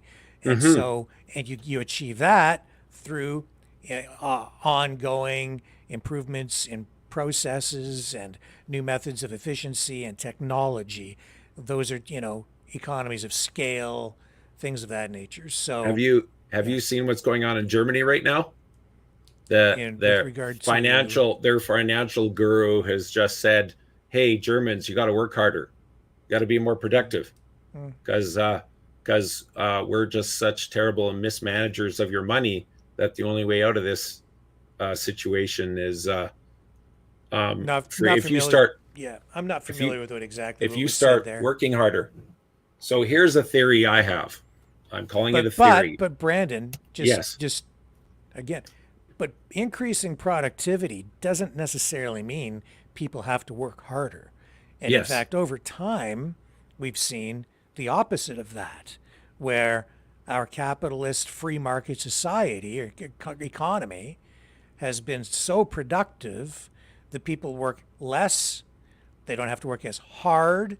We become far more productive over time because we use leverage, technology, economies of Yeah. scale, more efficient production methods. So Absolutely. an improved standard of living for everybody over time, and that's still going on today. So Yes. And the government's doing everything in its power to stop that. in many respects, that's true. Right? That's They what don't we're getting want- with these socialists. Yes. Yeah, they don't want productivity. Yeah, they've They don't adopted want- degrowth policies. Yes. Yeah, like if you look at it, and it's amazing, it is amazing to me how effective the communist propaganda is, because everything that made us great, Canada and the United States, is capitalist. It's not communist. Is every and also abuses of capitalism. Just because there's a, it's like if you have a father who's a good father, and then there's a father who's a bad father, you can't judge fatherhood by a bad father. You judge fatherhood by the good father. The good capitalism has brought the vast majority out of poverty into the middle class. And before oil was discovered, the vast majority, the 1% was billionaires. There was the 5% of the middle class, upper class, and then 95% of the rest of the world was desperately poor. And the discovery of oil lifted all those people, created this vast middle class. And so that's why the elites have such a war out for oil and gas, especially the World Economic Forum, because they're trying to reverse history. They're trying to get us back to 100 years ago when everybody was slaves, and there was just the few elites at the top that got you've never seen anywhere as much hard work by governments to erase the middle class than you've seen in the last like 10, 15 years. It's accelerating. Yeah, that's because you've got more and more and more socialism, which means equal misery for all. Yeah, right? Absolutely. My, when somebody talks to me about the minimum wage, they're like, okay, well, Brandon, you're a greedy capitalist and you're evil because you don't want to raise the minimum wage. Okay, so they don't know these things about me, so I have to quickly tell them I own my own business, and I paid my people $2 an hour more than minimum wage, and I went broke. So that was my first experience with minimum wage. Yeah. My second experience with minimum wage is when I started working at Superstore. God bless them. They gave me a great environment to work in. I was making $13 an hour when I first started. And then the provincial wage raise went up to $15 an hour. So all the employees are like, yay, we're getting $2 an hour raise. Yay. So we all got a raise. And guess what? Superstore cut my hours. Of course they did. Yeah. So now they cut my hours. So now I'm actually making less money than I was. I was making less money at $15 an hour than I was making $13 an hour. Yep. Then my groceries went up. Yep. Because 100,000 employees across Canada times $2 an hour is a lot of money. And that money's got to come from somewhere. Right. And so then so then I actually, not only was I making less money, my expenses went up. Not higher than the differential. Then guess okay. Oh, but Brandon, it's a government-induced market distortion. Yes. That's right. And then I go to, because if you pay into the program, you can get benefits from Superstore, which is incredible, even part-time. So I went to get my prescription and gave them my card, and they said, "Oh, it's not covered." I'm like, "Oh, what do you mean it's not covered?" "Well, it just has this error code." "I don't know. You'll have to call the." So I called them up, and they said, "Oh, well, our records show that you have less than 120 hours during these last months, so we don't cover your prescription." Right. So, and here's the coup de grace. So we've talked about 3 horrible things. Now here's the 4th, the icing on the cake. There was more people working before. So there was people I was working with to do all the work. Well, now there's less people. That's right. But Superstore wants all the same productivity that they had before with less people to complete those hours. So there's honestly, there, by every way you can measure it, it's a total and utter disaster. It can take a long time for the price equilibrium to reassert itself into the marketplace after a government imposed wage increase, minimum wage increase. And yeah, it's I don't agree with I don't agree with what the government did there with the $15 per hour minimum wage. It's have you seen what it did in California? Well, same basic things, right? Domino's Pizza fired 1,200 drivers. Yeah. Like the week that it went into effect. Like it's an absolute all-out war on the middle class. And the only, like, Alberta would have been way, way harder hit, except we have oil. So if it weren't for that, we would have been. After the $15 minimum wage came in out here, you saw all the fast food restaurants just put their prices up and then cut back on employees. They were more aggressive about putting in, the automated kiosks where you place your own orders at places like McDonald's, so they don't have as many people working the till. If you go down to the McDonald's here, which I rarely ever go to a McDonald's anymore, but down here, there's one live person at a cash register taking orders. Everything else is automated kiosks now.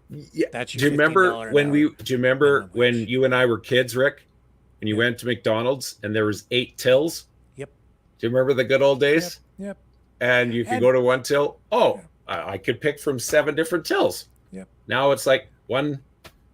Now you can pick from 7 different automated kiosk things where you have to punch the thing. And I don't even really care that much. Like, that doesn't scare me overall, because I know that technology just continues to march forward, and somebody has a job now that pays more money fixing or maintaining those kiosks. So there are jobs behind the scenes related to that pay probably a lot more than the minimum wage. And it makes the company more efficient, which in the long run restores the price equilibrium.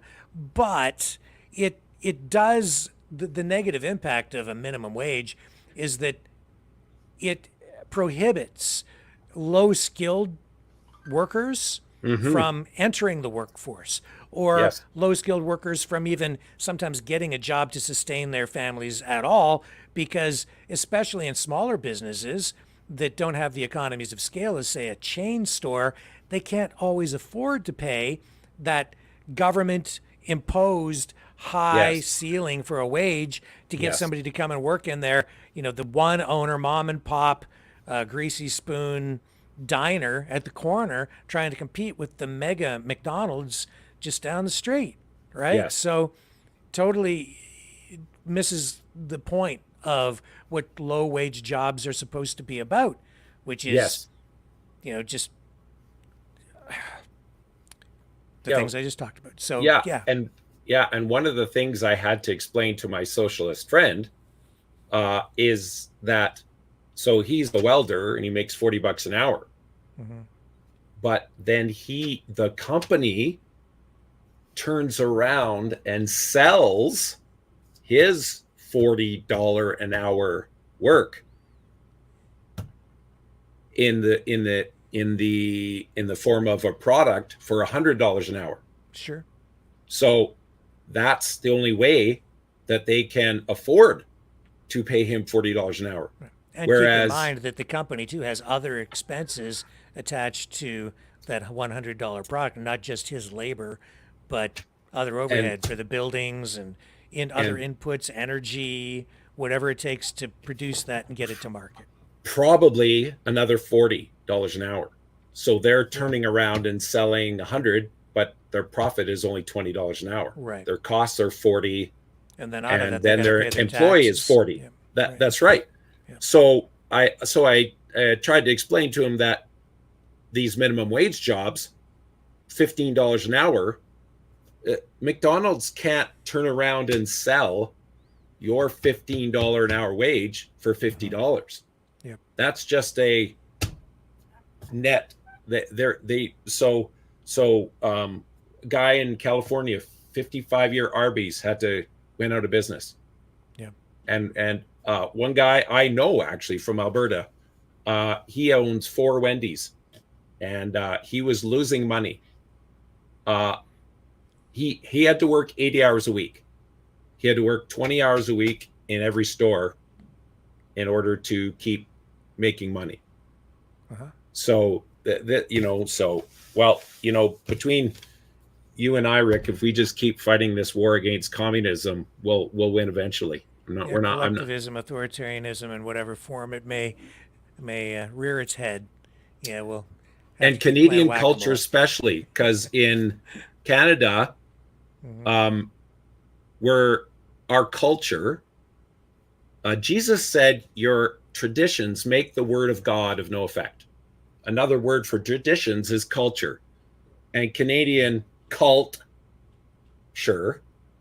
is we're not allowed to talk about money, politics, and religion, which are the only things that make the world go round. Yeah. So not only are people like you and I fighting big tech and all the propaganda, we're also actually pushing back against cultural norms that are like, hey, you're talking about money, politics, and religion. Hey, you're not supposed to do that. We're only supposed to talk about the weather and if there's going to be a Canadian team in the playoffs, in the Stanley Cup playoffs this year. And so our kids are dumber than ever. The Alberta Teachers Association, it's amazing. They want all this billions of dollars, but they're consistently getting lower and lower and lower outcomes. And so don't give them any money. Please, provincial leaders, do not give the teachers organizations money when they're not getting better outcomes. They're like catastrophically going low compared to other G7 nations. And so follow the money. If the money follows the child, if you look all across Alberta, there are charter schools, there are private schools. They cost the government, they save the government $750 million, and they have better test scores. So the ATA's got it really good now. And I say this with all due respect. There's a lot of very good, awesome, and amazing teachers. My daughter's one of these teachers. However, there's just as many who you can't fail a child. So, and then you can't fire the teacher if they're no good. So there's no incentives for the system to get rid of bad teachers, Yeah. Well, listen, the clock is ticking. Time is marching on. It's getting late. And I think it's about time to sort of bring this to a conclusion. Can I leave you with a joke? Yeah, that would be a great wrap up for tonight. Sweet. Okay. Do you know how much a pirate charges for ear piercing? I don't know. $1 an ear. Okay. You have got to meet my dad. Okay. Because he tells the same kind of jokes. I've had him on the program. I would be honored to meet your dad. Yeah, and you can tell jokes. We'll have a joke show. And I promise next time, Rick, I will bring receipts. Okay, cool. Because Well, that I threw that at you out of the blue, so you did. I You I did like pretty well there. I'm not quite with you on some of those parts on Ukraine, but that's okay. That's all right. Great. It was a great conversation. You need to come back more so we can talk about these kinds of things. And this is a great conversation, especially Yeah, the thanks, stuff Rick. on I appreciate the it. economy. I like talking about that stuff, and there was some intelligent comments there. So Do you have really enough time to appreciate just hit the event quick? you plug it one more time, sir. All You go right. ahead. Okay. Suchatime.ca. Such a time, 9 letters. Suchatime.ca. Suchatime.ca. Suchatime.ca. Check it out. That's going to be happening October 19th. So if you don't want to fly here and come personally, which you should, because it's going to be awesome, you will be able to see it on live stream. So you don't have to come all the way from Russia or Israel or South Africa. You never You'll be able know. to see it on live. Sometimes Vladimir is watching, so Mr. Putin might show up. Yeah, He might come and absolutely. do a selfie, but wouldn't that be quite the guest to have? Yes. Yeah. Yeah. Oh, I could make a whole bunch more enemies like Tucker Carlson and interview Putin again. Yeah, there you go. There you go. Okay. Outstanding. Well, thanks a lot, Rick. Brendan. Appreciate it. Thank you so much. And folks, I will be back tomorrow, 7 p.m. Eastern Standard Time. And I'm going to buy that T-shirt. I promised I'm going to buy that T-shirt. Right. I'm going on right now. Go to Rick's site and buy a T-shirt. freedomreporters.com, and just tell me what size you need, and which one. Maverick shirt, Trump shirt, or Exile of the Knights of Malta T-shirt. Okay, love you, Brandon. Thank you, sir. Thank you, Rick. Have a great night. Have you back soon. And looking forward to guys, it. Yeah, catch God bless. y'all on the flip side.